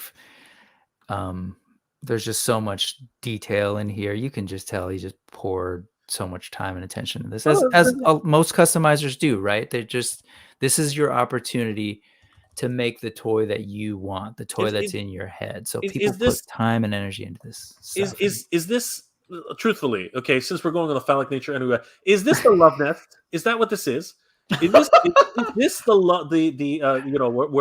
where Skeletor and Evelyn go to retire? Well, there's Tila. Look at. I mean, maybe there's a kink there because there's bars there, but okay, not that one. But before it had like a God, those are awesome. Oh my God! Whoa, I have those in a box somewhere. I need to unbox them. What is that? We need that. Yeah. Holy crap! It's a charging station for the box. What is that? How many? Look, this alone. How many man hours did he put into that? That could be its own display. People power, man. That's pretty amazing. That's my hair. That's my hair bob right there. I love what you did with the people power thing there, Brick. It's your what? Yeah, you like that for the 3 noise? That's my hair bob right there. People oh, power. Your hair Nikes. bob. Yeah. Your hair clip. Yeah. That's my hair bob right there. Mm-hmm. I can pick out a few things in this thing, right? I'm pretty sure that's from my mom's sewing kit. I'm pretty sure. Bobbin. Yeah. I'm pretty sure that's the spiral. You know, with where you put the spool of the thread. That's actually the top of it. Yeah, we call them. Well, if you're, I don't know. At least here, I call it the bobbin. That's fine. The bobbin, sure, whatever. Yeah. It's gonna be cut off anyway. There's like, this is crazy. This is not like, look at that little fitting here. What the hell is that? Yeah, I mean, that little thing is a project in and of itself. Oh my God! Said. I don't know. This is like, again, this is passion, man. This is ridiculous, just absolute passion. But oh my God. Like when the topic of tonight was definitely doing it better. Look at these gargoyles. They're all 3D printed, eh? Yeah, it's like so cool. Just ridiculous. Oh my God. Like, a little bit of weathering here and there, and then holy crap. Just look at, doesn't that just look gorgeous? Like absolute perfection. Oh my God. And then we hit it with some light, and it just transforms it. Yeah, that's the other thing. He definitely put a lot of thought into the lighting of this thing. So I can only assume that those lights are real. You were asking earlier if it's Photoshop. Yeah. I mean, I don't know if there's some enhancement to the final photo, but this has to be Garage, right? When you showed that charging station for the bots, you could see just the level of detail in terms of even the lighting, right? That little thing had all the little LEDs on it. Yeah, just great. Yeah, right here, the tiny little ones here, and even on the front there, yeah. No, I'm telling you, man, this is their little retreat here in the corner. That tiny little. It's even got the, what is that? Spy Door's lair. I was gonna say probably it looks like a web from the entrance. From the entrance, Spy Door thing. Yeah. That's oh my God. Oh yeah, I was thinking web store, not Spy Door. You're right. But Yeah, you know, sorry, Web Star. That's right. they could keep the That's right. spider in there. Yeah, I don't think so. Actually, look, there's even a controller unit here. Like all this rich detail here. Like there's a porthole here. Like my gosh, just absolute. The more you look at it, the more things you find. I mean, it's just I ridiculous. love those little tentacle thingies too. Those are so cool. Look at so much detail. It's funny because they look so menacing when they're, but it looks dwarfed compared to this damn mountain. Like, huge. And look, is that some sort of like robot? Is that some sort of like robotic chamber? Like experiment of some sort. Oh my god, that's gorgeous. That's just. Oh wait. Sorry, can you go back? Is that connected to the wolf head? It is. That's the base of the. Yeah, it's the base of the wolf head. It's actually being used as a sort of like a maturation chamber or something like that. It's great. And that looks like a MotU of some sort. It is a MotU. It's a MotU. It's not the MotU, but and look, there's another cave. What is going? Like, what's inside there? I want to know what's inside there. Oh my god, like this is ridiculous. This is the kind of stuff that my brother and I, my cousins, used to make. You know, put our pillows and kind of arrange them like a mountain and make little caves. That's what you got no money. Just cooler. And I love the division here, almost like he can close it. Like, even if you have money, this is a commitment. Like this is a big commitment. This is a 2-3 months like straight. Like, Skelevator, who with Oz. Oh yeah. Has done his thing, but he's doing a commission right now, and it's cool because he posts the sort of in progress, like sped up work sessions. It's just really cool to kind of see him put this thing together from the ground up. Absolutely, 100%. I mean, everyone's got their passion projects, and his is more filmation accurate. It's got that one crazy spires at the top. You know what I mean? This one is kind of like a mix between filmation and toy, and because the filmation version does not have Gonzo, right? It doesn't have the Gonzo head. Gonzo. But, yeah, that's what I've always called. I've always called it Gonzo. It's so perfect. It is. Yeah, it is. That's freaking. Oh my god, I can't unsee it now. But I love this version of the snake. Evil Gonzo. Yeah. It's totally evil Gonzo. That's a Muppet right there. Animal put something in his drink and he came out like that. Hell yeah. He's completely like he's on acid right now. That is an acid trip. That's a bad trip. That is a bad trip and a half. I really love all those faces, man. I'm looking at them. They're really just stylized. Look really cool. Exactly. Even this orifice here, like right at the top. It's a face too, right? Isn't it? It is a face, yeah. Oh, yeah. They're very they actually remind me of Pee-wee's Playhouse, kind of. Yeah, definitely. Kind of like morbid. What's it called? Creepy fairy tales, right? Definitely. So cool. 100%. Just absolutely nuts, right? And he's not the Snake Mountain in your room right now is not too shabby. Let's be clear, but this is pretty amazing. I mean, like again, it's for $600, it better not be too shabby, but it's not flexing anymore. But seriously, this is 10 grand. You know what I mean in terms of man hours. You know what I mean? Like you cannot put a price on this. This is ridiculous. This is the amount of work that was put into this, because it's not just the exterior; it's also the interior. Like this is just this. You could not put a price tag on. I'm joking. It's not 10 grand, obviously. But you know what? If you were to put a price tag on this, you're looking in terms of man hours alone. You're looking at $5,000-$6,000 easily. You know what I mean? Like there's a lot. There's too much work in here. This is like a one of those miniatures you use for shooting. You know what I mean? Like if you were to actually get in there and actually do some mini camera work, this is crazy. The amount of rich detail that's in this thing, it's nuts. This is a Peter Jackson special. You know what I mean? Like seriously. That sort of, I call it the boardroom down there. Yeah. I just love that whole cavern with the lava doing that uplight on Absolutely. it on the walls. Like every time they have a meeting, they all sweat to death. You know what I mean? Like they're like it's. You're right. They're used to it by now. I guess so. That's why they're always half naked. Well, yeah, exactly. Merman must be dying though. I mean, it doesn't matter how much he sweats. He's probably he's dehydrated all the time. Like it's just nuts, right? Like oh my god, absolute work of labor of love, man. Labor of love. You can tell. There we go. Best description for it. Labor of love. It's just a labor of love. Like, And again, like he's got this in his garage. No, he's got this in his basement. There's nowhere else to put this damn thing.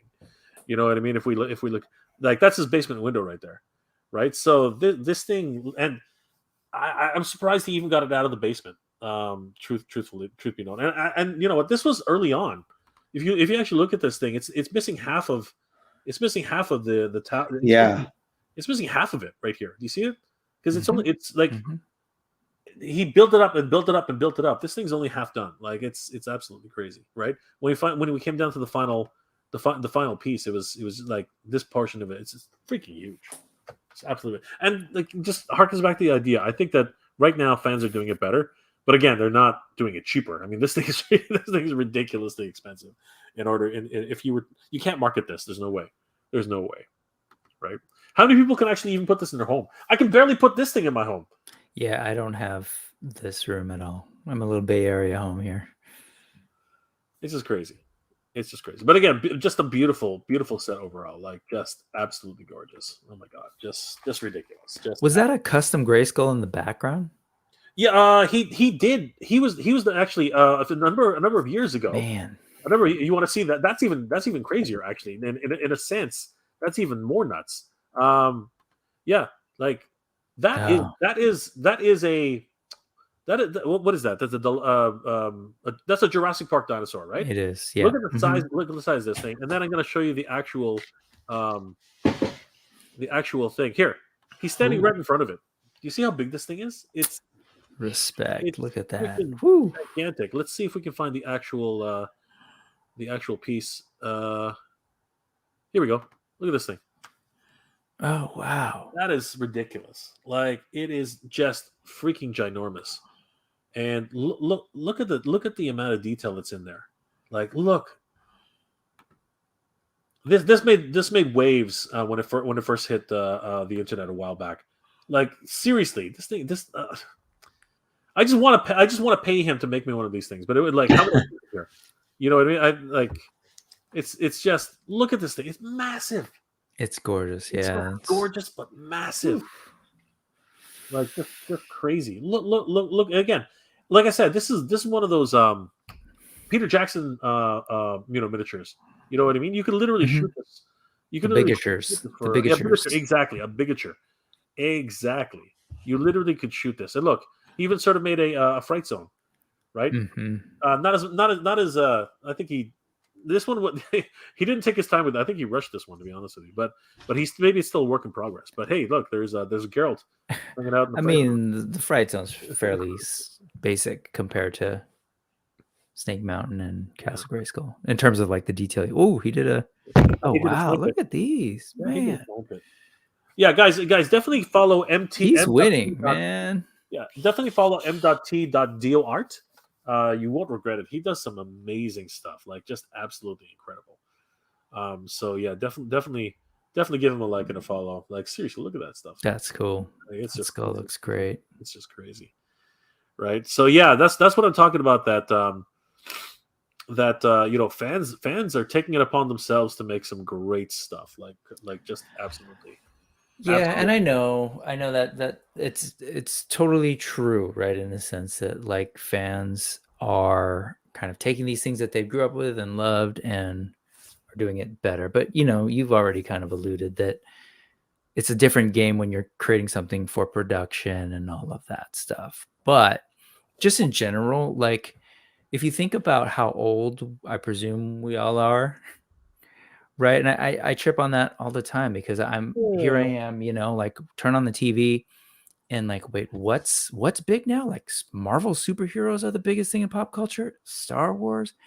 And the fact is that all people like you and I who were big fans as kids are now in positions like with jobs creating this stuff. So, it doesn't surprise me that fans in their own home, when left to their own devices and their resources, are like making these amazing stuff, which brings us back to folks like Ace and Matt Rodriguez. Like they have this thing in their minds that they love, and they're making it, and they have the resources and know-how and can connect with all sorts of other talented people who are doing it.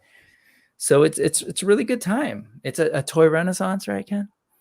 right? It's The words I use, yes. And a few people yes. have said that they, including Brick, says he likes the words toy I renaissance. mean, it's like, right? you And know, my whole it's a argument, thing. and you saw the video and probably the article, Yeah. Brick, is that people call it a golden age, and I accept that term. But golden age means you're already at the summit. You don't need to get any higher.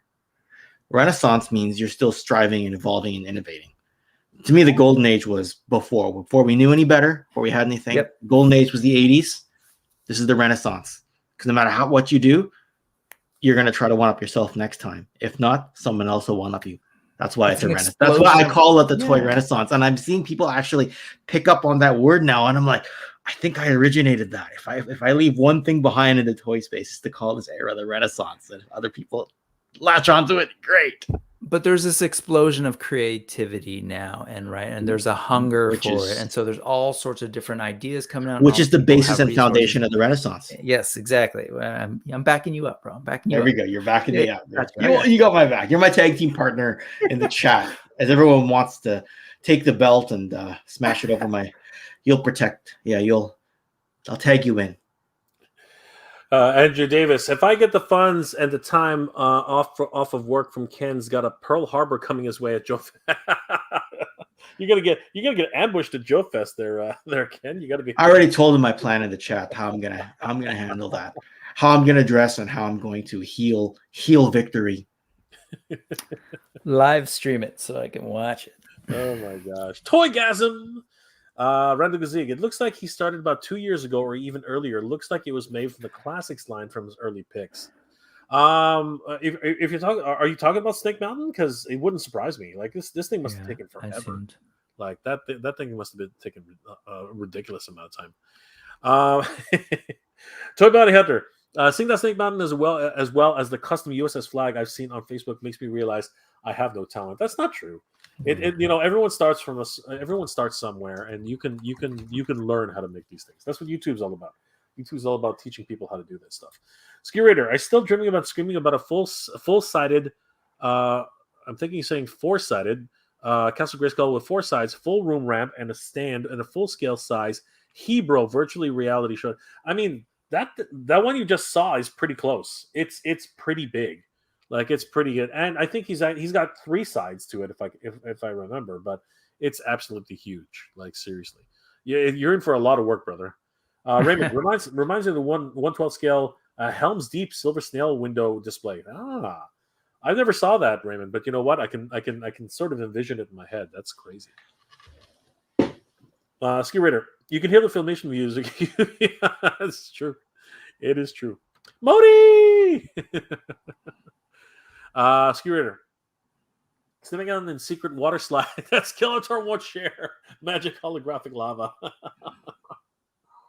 Oh my gosh. I saw that comment earlier. I was trying to make sense of it. For some reason in my head, I was stuck on like water slide decal? And then I was like, oh, actual water slide. Sorry, I'm slow and it's late-ish. It's late, my friends. I mean, for you guys, I'm on the West Coast. I have no excuse, but I'm on the West. I just say it's late. You two are in the same time zone practically. I'm the one. It's 2 a.m. over here. You guys are like midnight or whatever. Mr. Home Arcade, you see, once you see Gonzo's face, you cannot unsee it. This is true. Yeah, this is true. It's because I mentioned it though. Yeah, right when you said that, I was like, oh yeah, it totally is Gonzo. Finally, Ken is a fighting championship. Yes, it is the biggest shirt. Yes, we did mention that. Toy Bat Hitter, I'll be doing good to find room for the Mattel Snake Mountain alongside my Grayskull when it comes out, brother. Let me tell you, it takes up a big chunk of space. Like, be ready for it. It's freaking. You really got to plan. You have to plan. John Brooks, who's also in the Philippines, amazing, absolutely incredible. But I honestly think if we were to put our minds to it, we can build anything like Snake Mountain. I thought about building Boulder Hill, but life gets in the way. John, you are not alone. It's all about time. If we all had time and the resources, I think any of us could do anything. But then I'd probably just fall asleep because I'm a lazy ass. That's the other problem with it. Curator, catchphrase is getting over, brother. Hold up those toy Renaissance signs. Bernie Lomax, with technology getting better, 3D model printing will as well, and toy companies will be competing against that, and then maybe the downfall of toy companies. So, I mean, that's not untrue, but the cost of filament needs to come down considerably, because if you And were the to try time. it takes a week to print out anything decent. You know what I mean? Yeah. Yeah. Uh, let me give you an example. Okay, I'm gonna go ahead and break the fourth wall here, but I'm gonna go ahead and break this thing. Oh my I have gosh, he's no idea. talking I about have it. no idea what this is. It just showed up on my door one day. This, this, this thing, okay.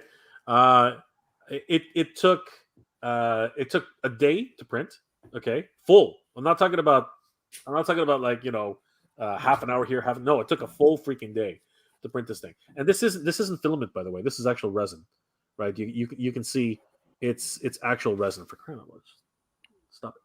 Yeah, it's an actual resin print, right? So this thing came all goopy at one point, and then it had to take a resin bath to clean off all the flash and everything like that. That took another day, right? And then again, you had to clean it all up. There's so many things about this. This guy's not cheap. I mean, like, what would you pay for something like this? Ideally, you would pay $18 bucks, maybe $14. Yeah, this is a $50 figure here, right? You know what I mean? Like, this is $50 Because of the cost of He's unpainted, $50. Okay, That's and, another thing is paint, right? That's a big thing. So really, Right. there's a lot more to it than just buy a 3D printer, your life is solved. No, Gridiron Studios probably has among the most cutting edge of the 3D printing technology, and even then they're not doing full figures, right? Like, that can evolve, but you're always gonna have a problem with assembly and paint. It's a lot of labor to do that, and paying labor. I don't know, unless you're saying you want to just make 10 figures of something and then paint it up, but people are already doing that now. So, but yeah, who knows though? In a number of years, I don't know. Right? Anything's possible. Anything's possible. At the end of the day, it could just be we could be living in a Star Trek world in the next 10 or 15 years, right? Where everybody has a replicator or in this case, it would be a 3D printer, right? And the next product you want to print, you just basically order the plans, right? Order the designs, and then you set it to go at night. You wake up in the morning, and there you've got an action figure or whatever, right? That could be the possibility of the future, right? Well, get rid of all the overhead for these companies and just like start allowing everybody to buy 3D printers. Again, I'm talking about pipe dreaming here, right? Like tolerances. There's the other thing. Assembly. Have you ever tried to print a 3D figure? Trying to get it where the leg actually doesn't go floppy on you. You're looking at 3, 4, maybe 6 prints just to get the leg to actually fit in there properly and have tolerance enough to move around. No, it's not that simple. There's a lot of problems that come along with it. Oh, that's great. He's going to show it at the convention this year. Is he in Germany? Primate 76? I don't even know. Rando Gazik, forget the bloodline. We should acknowledge the Ken and the toy line. Joe Oh, everyone's gunning for you tonight, Ken. Like, you got to be careful. You're gonna just for you, Randall. You're gonna get the bloodline. You're gonna get clotheslined when you enter that door. It's gonna be the Yeah, I'll be filming. Welcome to Joe Fest. Whack. That's the end of the video. Pretty much, that's gonna be what happens. You're gonna see it's blindsided, like cheap shots. Healy Dread, I think there will be another 30 years before we get some retail smooth quality plastic from a 3D printer. This is true. I think You think it'll take 30 years? It'll probably be sooner than that. I know, Yeah. Only because I'm thinking about when were we getting prints that like filament and like real raw, and then the resolution got better, right? And now we're doing resin printing. But what are we talking? What I think Healing Dread's kind of trying to say is affordable. Sure. Because think about it. Usually when prototyping comes out, the first people who get to use it are the people who pay the premium to actually use it, right? Who need it for work. And then afterwards, when the technology starts getting scaled down and more easily accessible, that's when we start getting easier. But I know it's like different audiences, different fan bases and stuff. But if you're big into like customizing, like Mythic Legions is a big one. Like, people are doing it now, right? Are creating custom pieces now and that are printed, right? Resin. and they're it takes some work to clean them up a little bit, but there's stuff out there now. Like I just share that because not everybody kind of necessarily plays in these circles or whatever, but with Mythic Legions, that has kind of spawned this cottage industry of people making custom parts, and they work well. And then I don't know, I just thrown out there that like I don't know what people mean by quality or what their sense is. I don't know what they've seen, what they've been familiar with, but just people are buying these things now. It's not something you'd buy from Hasbro or Mattel in terms of price. Maybe it's like $20 a head, or maybe no, actually only 15, depending on what it is. I just want to throw that out there. If that's not something folks are familiar with, people are doing this right now. You can buy these parts. Like it's a huge deal, and people. And isn't Ramen doing a Masterverse head for the Dolph He-Man? Yep. Three different styles for three different. I'm not sure if he's going factory on that one though, or if he is. He has. Yeah, he is. That's the thing. I was gonna say Ramen's doing like that's the real deal. Like, well, no, I mean for all the other stuff, it's factory. The heads themselves, I'm not sure if that was. No, they're factory. They are okay. Okay, so the material will match that. Okay. Yeah. No, the painting's gonna be done. Everything's gonna be done. It's gonna be as good as it can get. But you can get them pretty good. This is old school. This is not even 3D printed. This is oh gosh, what's his I'm blanking. Jose Luis Morea. Hordak MX. Thank you. I'm trying to remember his name. Hordak MX, and I mean the quality of these things are solid. It's not exactly the same as it's not at all like Mattel's plastic, but I don't know. Not that that's a high standard to shoot for, but I don't know. They're great, and they're hardy. You can pop them on and off, and I give people heart attacks when I start doing stuff like this. But I don't know. I'm just saying, if you've never messed with this kind of stuff, you'd be surprised when I show people that who don't mess with the 3D printing or custom heads, and they're looking at these things that I don't think. Doesn't occur to them that those are not from retail necessarily. But if you are artistically inclined and you can have the time and are able to do it, things like this are possible. And our friends over at Kendall Studios, they're doing some amazing stuff. I mean, like this thing. We first saw Eternos at 50% done, and since in that time, like 2 weeks have passed. And they've gotten all the way up to 80%. This is just ridiculous. I mean, like, and again, for me, the fact that they're actually, they're actually going and making stuff which is just the exterior and the interior is like this is just insane, right? And this is off concept sketches from the classics. A classics concept from. Stuart Taylor Cameron, right? Downscaled for Origins a little bit, right? Yeah, exactly, right. This definitely won't fit classics right now at this scale, but I think that is sort of the point. I mean, like these playsets themselves are just absolutely gigantic. The fact that MTDO art, Mr. T here, the fact that he went classic scale. Is crazy, but you can see there's still Origins figures that are in here, right? Just to make it, easier for photographing and stuff like that. But definitely 100%, you could definitely put in classics onto his playset. That's not the case with this. There's no way classics can fit in here properly. They'll be hitting their heads, or they'll feel really, really claustrophobic in here.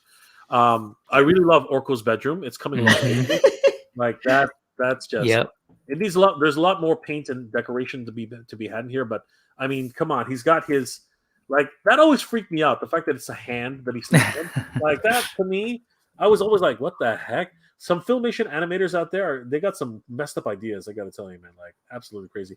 We see Uncle Mortok and Driel in the background. Great stuff here. Like just absolutely wonderful. He's got 2 punching bags here as the core. What the heck is that? Anyway, like great stuff. And he's completely omitted Chef Allen's kitchen in lieu of just a pure dungeon. I like it. I dig it. Right, but look at the like that whole wall of detail. Like that's absolutely incredible. And now he's actually adorned it with yeah, with you can put the on the back. you can put the weapons up there. That's great. It's absolutely crazy. Huge shout out to Candel Studios for this, man. This is just insane. Like I can't wait until we see the 100% done, because if we are talking about 100%, there should be a walkway. There should be a couple of arches. You know what I mean? Just so many more things to actually complete this overall design. But what's here is gold in and of itself. Like this, absolutely ridiculous. The color base of that thing, that bright pop, pun intended, pink is it's gorgeous, man. Look at imagine that sitting next to your Snake Mountain and your Castle Grayskull. That's what I love about Masters of the Universe, is just like the colors, and just, really embrace that. They could easily lean into kind of like this dark fantasy, but it's like, nah, dude's wearing green and yellow. And it's great. Yeah. But that's what the Mike Young series was all about, right? It was bringing it towards a tween audience, right? And it was violent as hell. I remember I watched the first episode and I'm like, dang, this is like anime type of violence, like acid to your face. Yeah. It was just ridiculous. I was like, kids should not be watching this thing. This is not kid friendly. This is not the way it should be. It introduced so many things though, like that Mike Young Productions, like the toys. What did you gents like the toys from that era? Toys. They were I wasn't able to be buying toys at that time, but when I saw them, I was kind of like, cool looking. Just let me tell you straight, they were all statchins. Okay, they were all mini statchins. Have you seen the way He-Man's standard pose is? He's leaning over like a bear, right? Yeah. And his legs are squat like the original He-Man, but they don't really move. Like, but that was of its time, right? Like I remember the DC ones were like that. Spawn was the same thing, right? Yeah. Like McFarlane, they were all statchins. They were all basically statchins, right? And then they just leaned into it with the NECA statchins after the fact, because they just wanted to complete the line. Yeah, right. That's what they did. And you know what? They look better as statchins anyway. You know, you weren't gonna really play with these things, and to me, that's another failing. But the Four Horsemen learned along the way. They really figured it out as they were going. Right. That's the point. That's the whole point of why you do these things. I just feel like if the toys had been a little bit better, that line may have had a little bit more staying power. Maybe, but the Mike Young series suffered from the same problem that many series of the time. After the first season, it moved its time block. You couldn't find it, right? And then the same thing. I struggled with that. Right? It was a problem, right? And then the toy sales weren't that great, because the kids at the time had moved on from He-Man. You know what I mean? They were looking like everything started turning Flash animation based, right? It was a really weird transition in the 90s, right? Yeah, it wasn't just. It wasn't just that show, that whole era of trying to like recapture what was happening like 15, 20 years earlier of doing the kids cartoon and they buy toys. It wasn't happening. So they weren't alone in that. It's not like, oh no, that one show failed. I think it just wasn't a thing. I like Allison's comment. Yeah. Allison's been doing some funny little quibs today. she's replaced what's it called? Kayla. Yeah, Kayla. She's taking Kayla's place tonight. I just like that core line. Too over the pose, but better than the original Squatty Potty. The Squatty Potty part is definitely a Kayla. It's definitely a Kayla. I like the Squatty Potty. They all look like they needed to take a massive dump. It was great. I mean, that's what when I was reading that comment though, it's like the idea that they're action figures. Like, to be fair, the vintage, they were essentially really well posed. You know, they were statues too, except for here and here. You know, I mean, you had the punching action, man. You had the sure you had action features. That's true. Yeah, but that was what made the Master Universe different. They had gimmicks, right? Yeah. All of them had gimmicks. Whether it was a squirting gimmick, whether it was a raising your neck gimmick, whether it was snakes out of your eyes gimmick, they all had gimmicks, and that was the big, the big fist, right? I want to fist him, right? You know, that kind of attitude, right? The jitsu chop, right? All those crazy gimmicks. It's true. Like Star Wars didn't have that. G.I. Joe didn't have that. So that's well, G.I. Joe got it by the Street Fighter line. I think they did, but that was it. So. Well, they were all specialized figures, right? Like one was an espionage, one was what's it called, holographic projectionist, one was a techno spy. You know, they all had their little backpacks and things like that. That's what made them unique, and the way they dressed up was their gimmick, right? That's how that went about. They didn't have the Force. You know, you couldn't just wave around a whole bunch of lightsabers or anything like that. So yeah, that'd do something else. Fist and squirting, classic. Yeah, that's how I was laughing at too. Yeah, I walked into that one. Bryce Hansen, I just ordered a 3D printer classified Cobra hydrofoil, 3D printed. Wow. We'll see how it looks when it shows up. Pictures on site look pretty clean. You know, when Robo showed off that full size AT-AT that somebody sent him, I was like, wow, that's freaking ridiculous. Somebody actually 3D printed that. Like, that thing is huge. I was really shocked at the fact that he went ahead and picked that up. That was nuts. Neil, are we talking 2000X MotU line? Personally, that's my favorite MotU aesthetic. Origins is the best, but 2000X is my fave.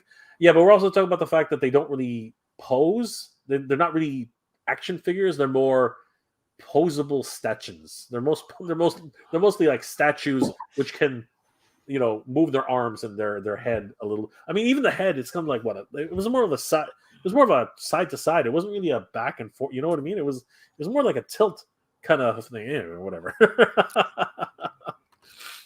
Ski Raider, awesome 2000X sculpts. Yeah, no, they look great. You know, even these. Oh shit! No, Skeletor, where are you going? Skeletor just died. Even these minifigures, even these little minifigures that somebody sent me, like that's it. You know what I mean? You can't really like see what I mean? He's got that hunchback monkey pose. You know what I mean? Like this, the one that really killed me is He-Man. His neck. What is going on there? Yeah. Like what? I mean, it was again, it was of its time. It was like looking at things like new school text, new school graph, anime, kind of mixing it in there, exaggerated features. You know, these ones kept the punching feature, which was really cool. I enjoyed that. Like that's a lot of fun. But look at, you want to talk about potty legs? I mean, come on. That's manscaping right there. I appreciate his haircut. It is one of my favorite He-Man haircuts. So, what is your favorite MotU? Your favorite MotU line?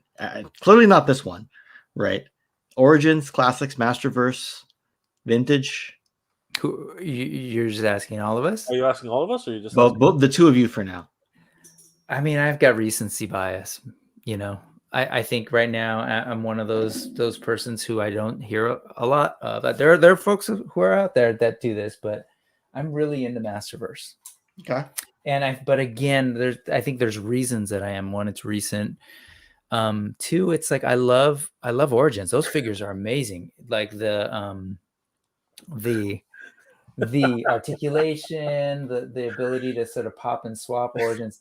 That's a great toy, but in my head, it's like it feels really familiar because I got to see the Vintage back in the day. So when they came out with these, and you know, Ken, you know what else I've got over here?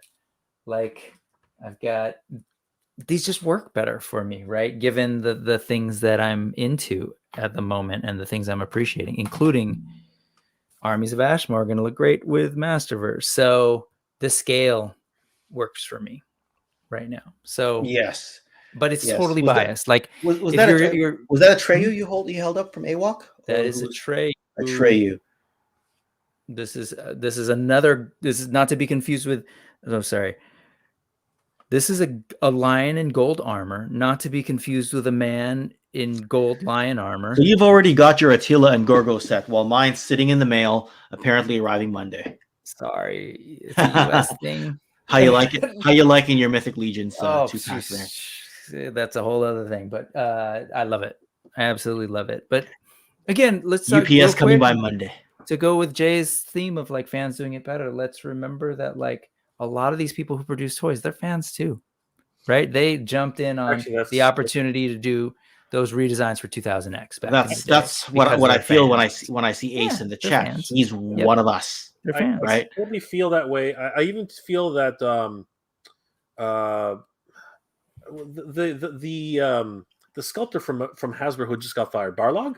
What was his name? Corey? Yeah, Corey Barlog, I think. Yeah. Corey, I don't know his last name. I forget his last name. I think he was a fan, and I really am sad to have seen him go, because I think that we've already started seeing some production slides on some of the newer. A lot of people are complaining more about like people saying Shipwreck looks kind of weird. You know what I mean? These newer figures that are starting to come out. So yeah, passion and labors of love. Definitely 100%. To answer your question, though, Ken, I love all MotU. You know what I mean? Which one is my favorite? I'd be hard-pressed to tell you. I mean, I love, like, classics would definitely have to be a default kind of, like, absolute dream for me. But if I really had to say, I honestly can't get away. You guys call them potty squatty, right? But seriously, you cannot get away from this classic design. This is ridiculous. No, you can't. Like, yeah, this guy was made in 1983. You know what I mean? Like, come on. He looks as good today. He looks as good today as he did back in 1983. Look at that head sculpt. Like, you cannot get much better than that. I love that classic. This is ridiculous, right? Had one as a kid. Doesn't get old. Anatomy wise, he's just ridiculous. You know, is that the Taiwan one, or which one is that one? Good question. Let me find out. This one is it is Taiwan. It actually says probably says Taiwan 81, which is probably when it went into production, but it probably didn't show up till the next year. Can I ask what prompted you to ask that question, Ken? Like, is there something on the figure that you saw? Was it like, because he was talking about anatomy, I was like wondering if you saw like a specific shape muscle. No, I was just trying to ask an intelligent question to make it look like I knew something about MotU, and you totally just bursted my bubble. Because you could have just said yes. No, I saw the shape of the. I will say, I will get your back again, Ken. I will say the 2000X is not one of my favorites. Like 2000X, they're stanchions, right? They literally are stanchions. Like, don't get me wrong. But here's what I will say. I will say this. I prefer. And people are going to shoot me for this. I prefer the NECA stanchions rather than the toy line. And now you're probably going to say, why? Because they're stanchions. They're actually purpose-built as actual stanchions, right? Whereas, they come as advertised. Yeah, they come as advertised. And didn't they complete the line using NECA? They tried. They tried. Or at least they started to complete the line. Yeah, they got close. They got very close, but what I'm trying to say is, the paint apps, the poses, everything about the NECA stanchions is purpose built. Now, were they perfect? Absolutely not. Half of them can't even hold their weapons properly, right? But did they look good? Oh fuck yeah, they look great, right? Whereas because it's a mass-produced toy line, the way it is with all Mattel products, the 2000X line was a hit and miss. Sometimes you get a really good one. Sometimes you get something that's just kind of like half and half, and sometimes the joints don't. Again, they weren't even supposed to really move properly. I mean, we just showed that right now, right? But you leave them in their standard pose, the way they came in the box, and you put it on your shelf, and you never touch them again. To me, that's the way they're supposed to be. They are purpose built. But I'll never get over that fucking neck. Like seriously, hunchback neck. I don't know, man. Like, he's already an old. It is wild. Like, yeah. Like, what, he at least carry something. Mecha neck. If I'm gonna go like this, I need to be freaking carrying. Look at me. Like, should be carrying the hammer from the Mythic Legions, Attila. Yeah, you should be carrying something. No, people stand erect. Okay, when you you know what I mean? Like, come on. You caught yourself. Erect. Okay, it's a word. Everyone. No, I know. I heard you giggle. I want you to use the word erect. Go ahead. It's okay. Yeah, the handle of this hammer is currently erect. Yeah, exactly. I totally agree with Neil Hunter Hyde. Somebody needs to make a custom Grayskull toilet and squatty potty. Yeah. Yes. With the jaw. Yes. And it has to be the Asian squatty potty, where it's like this hole in the ground. You know what I mean? And it's just like it's begging you to like, feed me now. I need a drink. Folks, if you ever find yourself in that situation, find a rock, throw it down there first, let the flies come out, and then do your thing. Oh dear God! Pro tip. Curator, From the Cordilleras. Potty of Grayskull. Somebody's been to Asia. Neil Hunter Hyde. Oh yes, I totally agree. They don't pose well and don't stand up even worse. Because they got that hunch back. They're like leaning forward, begging to fall over. Like even these guys here, these guys almost fell over when I put them back. Like seriously, like actually here, He-Man's actually leaning up on Skeletor. I did not do that on purpose. That actually happened. Again, though, Jay, like they were of its time, right? Because I'm trying to remember what were those DC figures that were very similar. Like I had a Robin that was like in this really elongated thing. You're talking before Universe Classics. That right? is like Yes. That is like an Evangelion pose where his DC Direct. too much. What we're thinking of.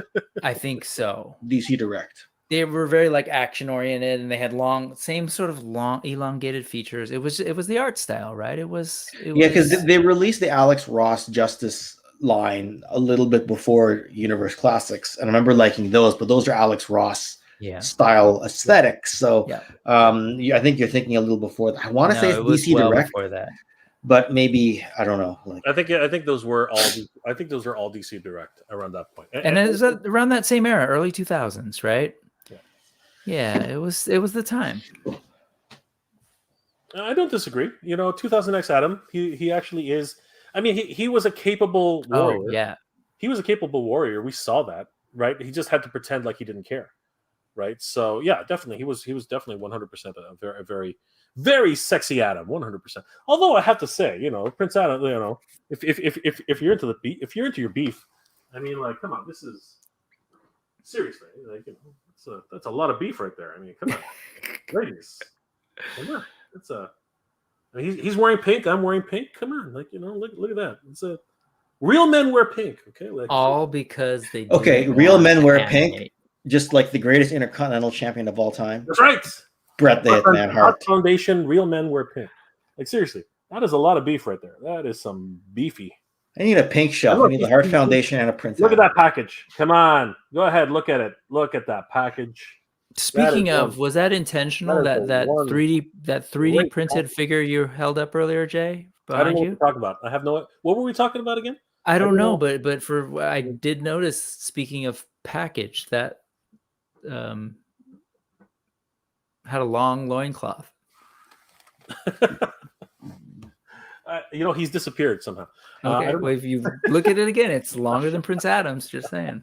I don't know if that was intentional. I don't know. Well, you know what? He's the. If I was to acknowledge anything, I'll say probably you can hide things down there. Does that make any sense? That makes sense. That 100% makes sense. Does that make any sense? Yes. I think it's just another place to hide some stuff. Function over form. Yeah, well done. Smart. Oh my gosh, and I do agree with Mr. Hallmark Kid. I think Origins has solved a lot of problems that the original line had. They no longer need the dumbbell rubber band, the dumbbell leg connector. They don't need that anymore. The articulation is they have ankle articulation, which some figures still don't have. How the hell can you be in 2023 and not have ankle articulation? What the heck is wrong with you guys? Like seriously, Apex figures. What the hell? Like seriously, like who does anybody even buy Apex figures? Like honestly, like kids maybe. Dude, it's just they're too expensive for kids to buy. TW that Attila 2 is awesome, is so awesome, but I'm afraid his joints if he keeps holding that hammer. Yeah, it's a heavy piece of hardware. And so somebody asked what those figures were if they didn't know that. That is a Mythic Legions figure. Yeah. I think it was our Irishman over. Oh, sorry. I think it was John who was asking, are they in the Philippines? I don't know. I talked to Rai about that. I was asking him if they were there. I think they sometimes do, but it's really expensive.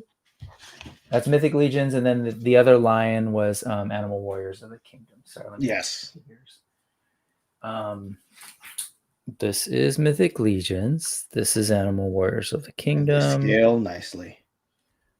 This is the most amazing soft goods cape by C. Jessam. Go Canada. You produce good things. Go Canadian Pinoys. There you go. See, what's up with you guys? You're a bunch of talented folks up there. Anyways, sorry, just because he was asking about those. We're all lazy. This is what happens when you hibernate half the year. But anyway, Mr. Skewrator, Mr. Home Arcade, you help me enjoy the line of vicariously enjoyed through your hilarious and awesome videos. Yes, if you guys haven't seen the latest one, it's a wonderful commercial advertising a Pokemon style fight between Dragon Blaster Skeletor and Modi the Moat Monster. It was awesome. It was awesome. That NECA 2000X style sorceress is stunning, and Randor is fierce and is as fierce as it gets. Yes, 100%. Again, I love the designs. The designs I had no problems with. It's just the way the main characters, the way they're posed, it just seemed as if they were all flex. Like, you know, there's one thing to flex properly, but these guys looked like they were in perpetual flexing. You know what I mean? Like those are like like they look like I'm sorry, but He-Man looks like he's gonna bust a gut here. Like he looks like this is actual perpetual flexing. Like those are pure pecs. Yeah, he's literally like, geez, you want to talk about pottying? He is ready to potty. And by the way, those knickers right there are pretty much as low as you know, the I don't know what you were talking about last time, but here, there it is. He's even covering it up with some sort of pouch there. I was gonna say that the 2000X He-Man apparently was probably pretty good at shoplifting. Yeah, he's hiding a bunch of stuff in that line. There's a bunch of snakes in there for sure. 100%. There's a snake in those trousers, I'm telling you. You! Oh, rat lore. An anaconda. Anaconda. Oh my god. Big old snake. Anyway, we've lost all perspective tonight. We have gone to the dark side and have never we went full barrel man. No. Actually, I have 3 wedged vertebrae, and I'm kind of hunched. Maybe that's why. Oh, come on, yeah. I was just joking. You know, I'm just joking, y'all. I hope you're joking too. But if not, you know. Oh, Neil's still typing in the chat. He's good. Obviously. He's still typing in the chat. I'm good. John Brooks, hey Brooks, something. What does 2 lion types of thing? Oh, this was the question. Okay, I see. And as you were talking about snakes earlier, Jay, and anacondas, in my head, I was hearing and saying what Allison just typed. Extreme anaconda don't want none. Yeah. Sorry, it's a Pacific Northwest thing. No, we don't need, like, I don't miss Kayla as much as I used to. Well, you know, so mix a lot, baby. Someone's here to take her place. Mix a lot. It's all about the fisto. Yeah, apparently so. I think I saw his prostate. Easy there, Lord Hoagie. Easy. He flexed too much. He really did. He did. Too much beef? There's not too much beef. You can never have too much beef. There's a joke to be made about that particular Adam figure. Gay face, but I'm not caffeinated enough to tread that line. He was enjoying himself. It was a great. It's part of the iceberg, by the way. That's part of the iceberg. Part of the iceberg. That's part of the iceberg. 100%. For real though, Adam was drawn that way by Filmation because they didn't want to draw a whole other model. Correct? Yeah. I've heard. Yes. That. Yeah. They're all it was just saving on animation. Yeah, that's really what it was. But the original plan was for him to be different, like an actually in disguise. Is what I thought I'd heard. It's interesting to think about that because the very first time Adam was actually drawn, he was kind of muscularly anyway. He had a blue tunic. I mean, like, sorry, if you look at the San Diego Comic-Con first release of Origins, they actually that's Prince Adam the way he was actually originally drawn.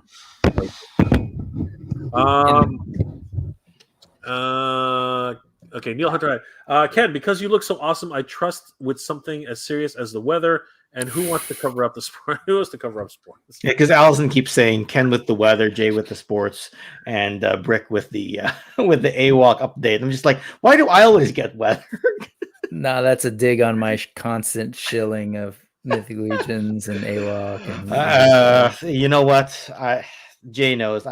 Actually, you might have seen my update, Brick. I'm glad to hear it, Neil. I'm gonna be shilling for one of the companies coming up, so it's happening. Allison, behold the brand new freighter, Prolapse He-Man. He can live in one spot. Also coming this fall, Fistula Skeletor. You don't want to know. But it's an affectionate dig. I would be sad without a walk every 17 minutes. There you go. Yeah, no, I love you, Allison. Prolapse He-Man. Ha ha ha ha ha. I'm gonna go with. I'm not gonna go with that in my mind.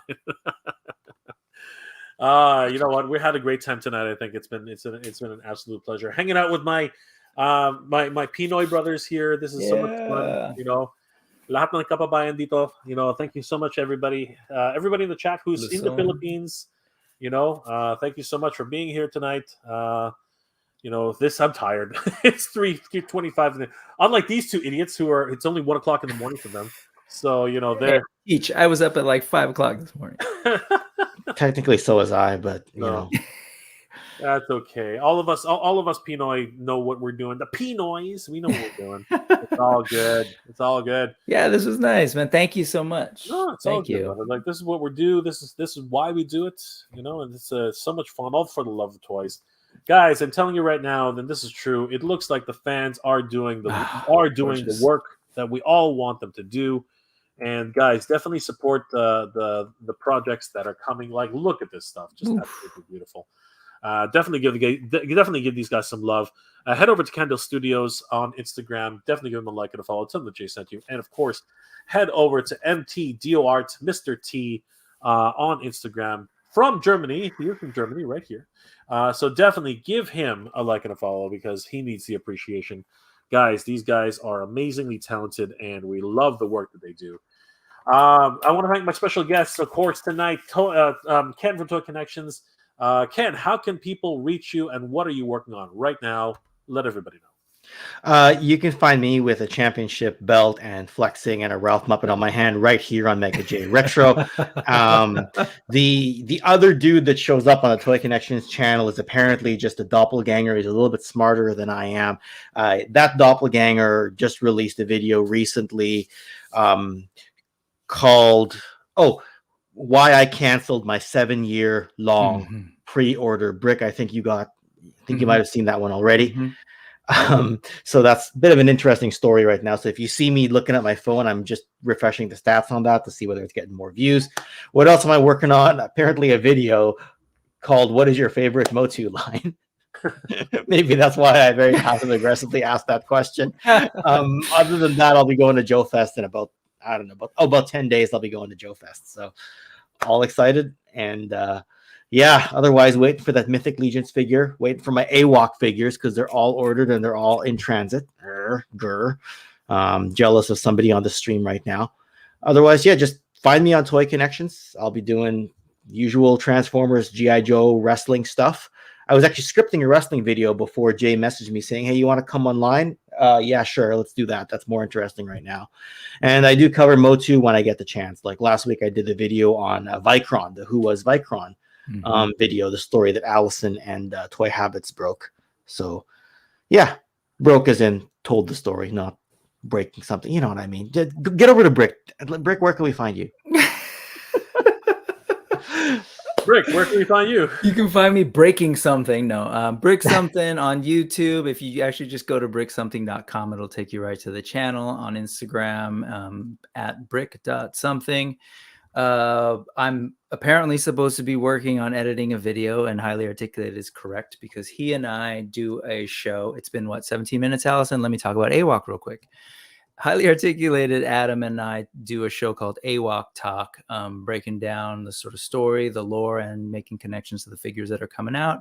That video will be dropping on Sunday if I get my butt in gear and edit it. Next week, let's see. That's, I believe, Saturday night. I'll be over on Silver K, or Kayla Silva, who we've mentioned a couple times tonight, and Lucha Johnny's new channel, Geek the F Out. And we're going to be talking about the new Into the Spider-Verse. I'm sorry. What is it now called? It's the new Spider-Verse movie. Sorry. That's how bad I am. So we're going to be breaking that down. And that's kind of all I have at the moment. I got a lot of unboxing to do, but we'll see. It's summer. I'll catch up. But yeah. Awesome, guys. Definitely give both Brick Something and Toy Connections a like and a follow. Tell them that Jay sent you. They are wonderful content creators themselves, and of course have wonderful, just connections with toys. And this community has been so generous to all of us, and we really do appreciate all you guys. You guys are freaking amazing. I want to take a moment to thank my Patreon and channel member supporters, guys. Thank you so much for all the support, guys. This show could not be possible without my Patreon and channel member supporters. They are the best. If you guys are interested in supporting the channel, please check out my Patreon page. It's Mega J Retro on Patreon. And of course, you can become a channel member by checking out the channel members button here on Mega J Retro or MGR Collector. Thanks, guys. I really appreciate it. You guys are the best. Guys, this has been an amazing evening. Thank you so much for hanging out with us. Spending here the wee hours of the morning. You guys really make this happen. Guys, thank you so much for being here. You guys are amazing. I did want to touch on one thing because I don't want to be called a liar before we get out of here. The Batmobile did actually go back up for sale today. It really did. But it was so fast. I got the video out as quickly as I could. And within a few minutes after that, it literally got sold out. I feel so bad for that, but it did happen. I did, you could see it in the video. It was actually there. This you may have to pin a comment if you're concerned about people asking you questions. I'll do that in the morning. I will. But one thing I did want to mention is this: if you guys haven't found this yet, start hunting, because I've over here in the good, Great White North, I actually did pre-order this thing on GameStop, and I had on good authority that everyone was going to get their Batmobiles, only to find out that every store received about 2 or 3, and once those were gone, they were gone. And I called a whole bunch of different GameStops, a few days later, a week later, and 2 weeks later, up until the beginning of this week. And finally, one of the managers told me that there's nothing left in the warehouse. They're not getting any. And if you look at the video I actually posted, GameStop USA, GameStop.com has actually removed the listing from their site. It no longer exists, right? So it's not even there anymore. So this is just a cautionary tale. If anybody wants the Batmobile, start looking for it now. All right, go check your Macy's, go check your Targets, check everywhere you can, because the prices on eBay are just getting stupid, right? They're averaging anywhere between 125 US to 150 US. Some idiots are even listing it at $200. Do not be a victim of this ridiculous time that we live in. I can only imagine if the Flash movie. By the way, we should just call it the Batman movie. We should just do that from now on. Keaton Returns. Why are Batman we Returns? we calling it Flash anymore? Just call it the Keaton. Just call it the Batman movie, right? Beetlejuice is coming out too, so what the hell? Seriously, if that thing actually takes off, these products, the Batmobile, the Batwing, everything related to this movie is going to be ridiculously overpriced in the future. So do yourself a favor. If you see a Batmobile in the wild, you buy it. Okay? Take my word for this. If you see it in the wild and it's $59.99 US, you buy it. Okay? Here in Canada, if it's $100 Canadian, you buy it. Okay? That is my words of wisdom for tonight, because truthfully, when this came up, huge thanks to Snell World. Thank you for the heads up, brother, because honestly, I'm hoping this doesn't get canceled, because there still is a very good possibility it will. But if I actually get this to my hands, I owe Snell World a huge debt of thanks. But guys, word to the wise, get yourself a freaking Batmobile. Even if you don't like Batman, just buy it.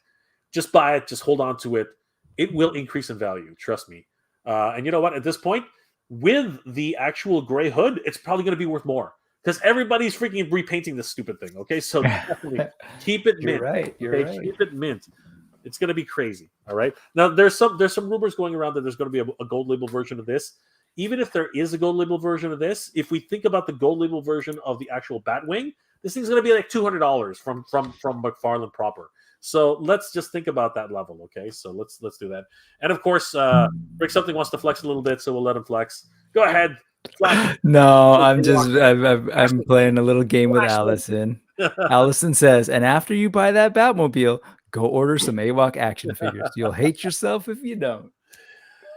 Oh, Allison. Well played, Allison. Well played. Being poking that little mound. It's okay. It's all right. We love you anyways. Guys, thank you so much for being here tonight. It's been an absolute pleasure. I hope you're all doing well, staying safe. And as always, everybody, thank you very much for watching. Geek proud, everybody.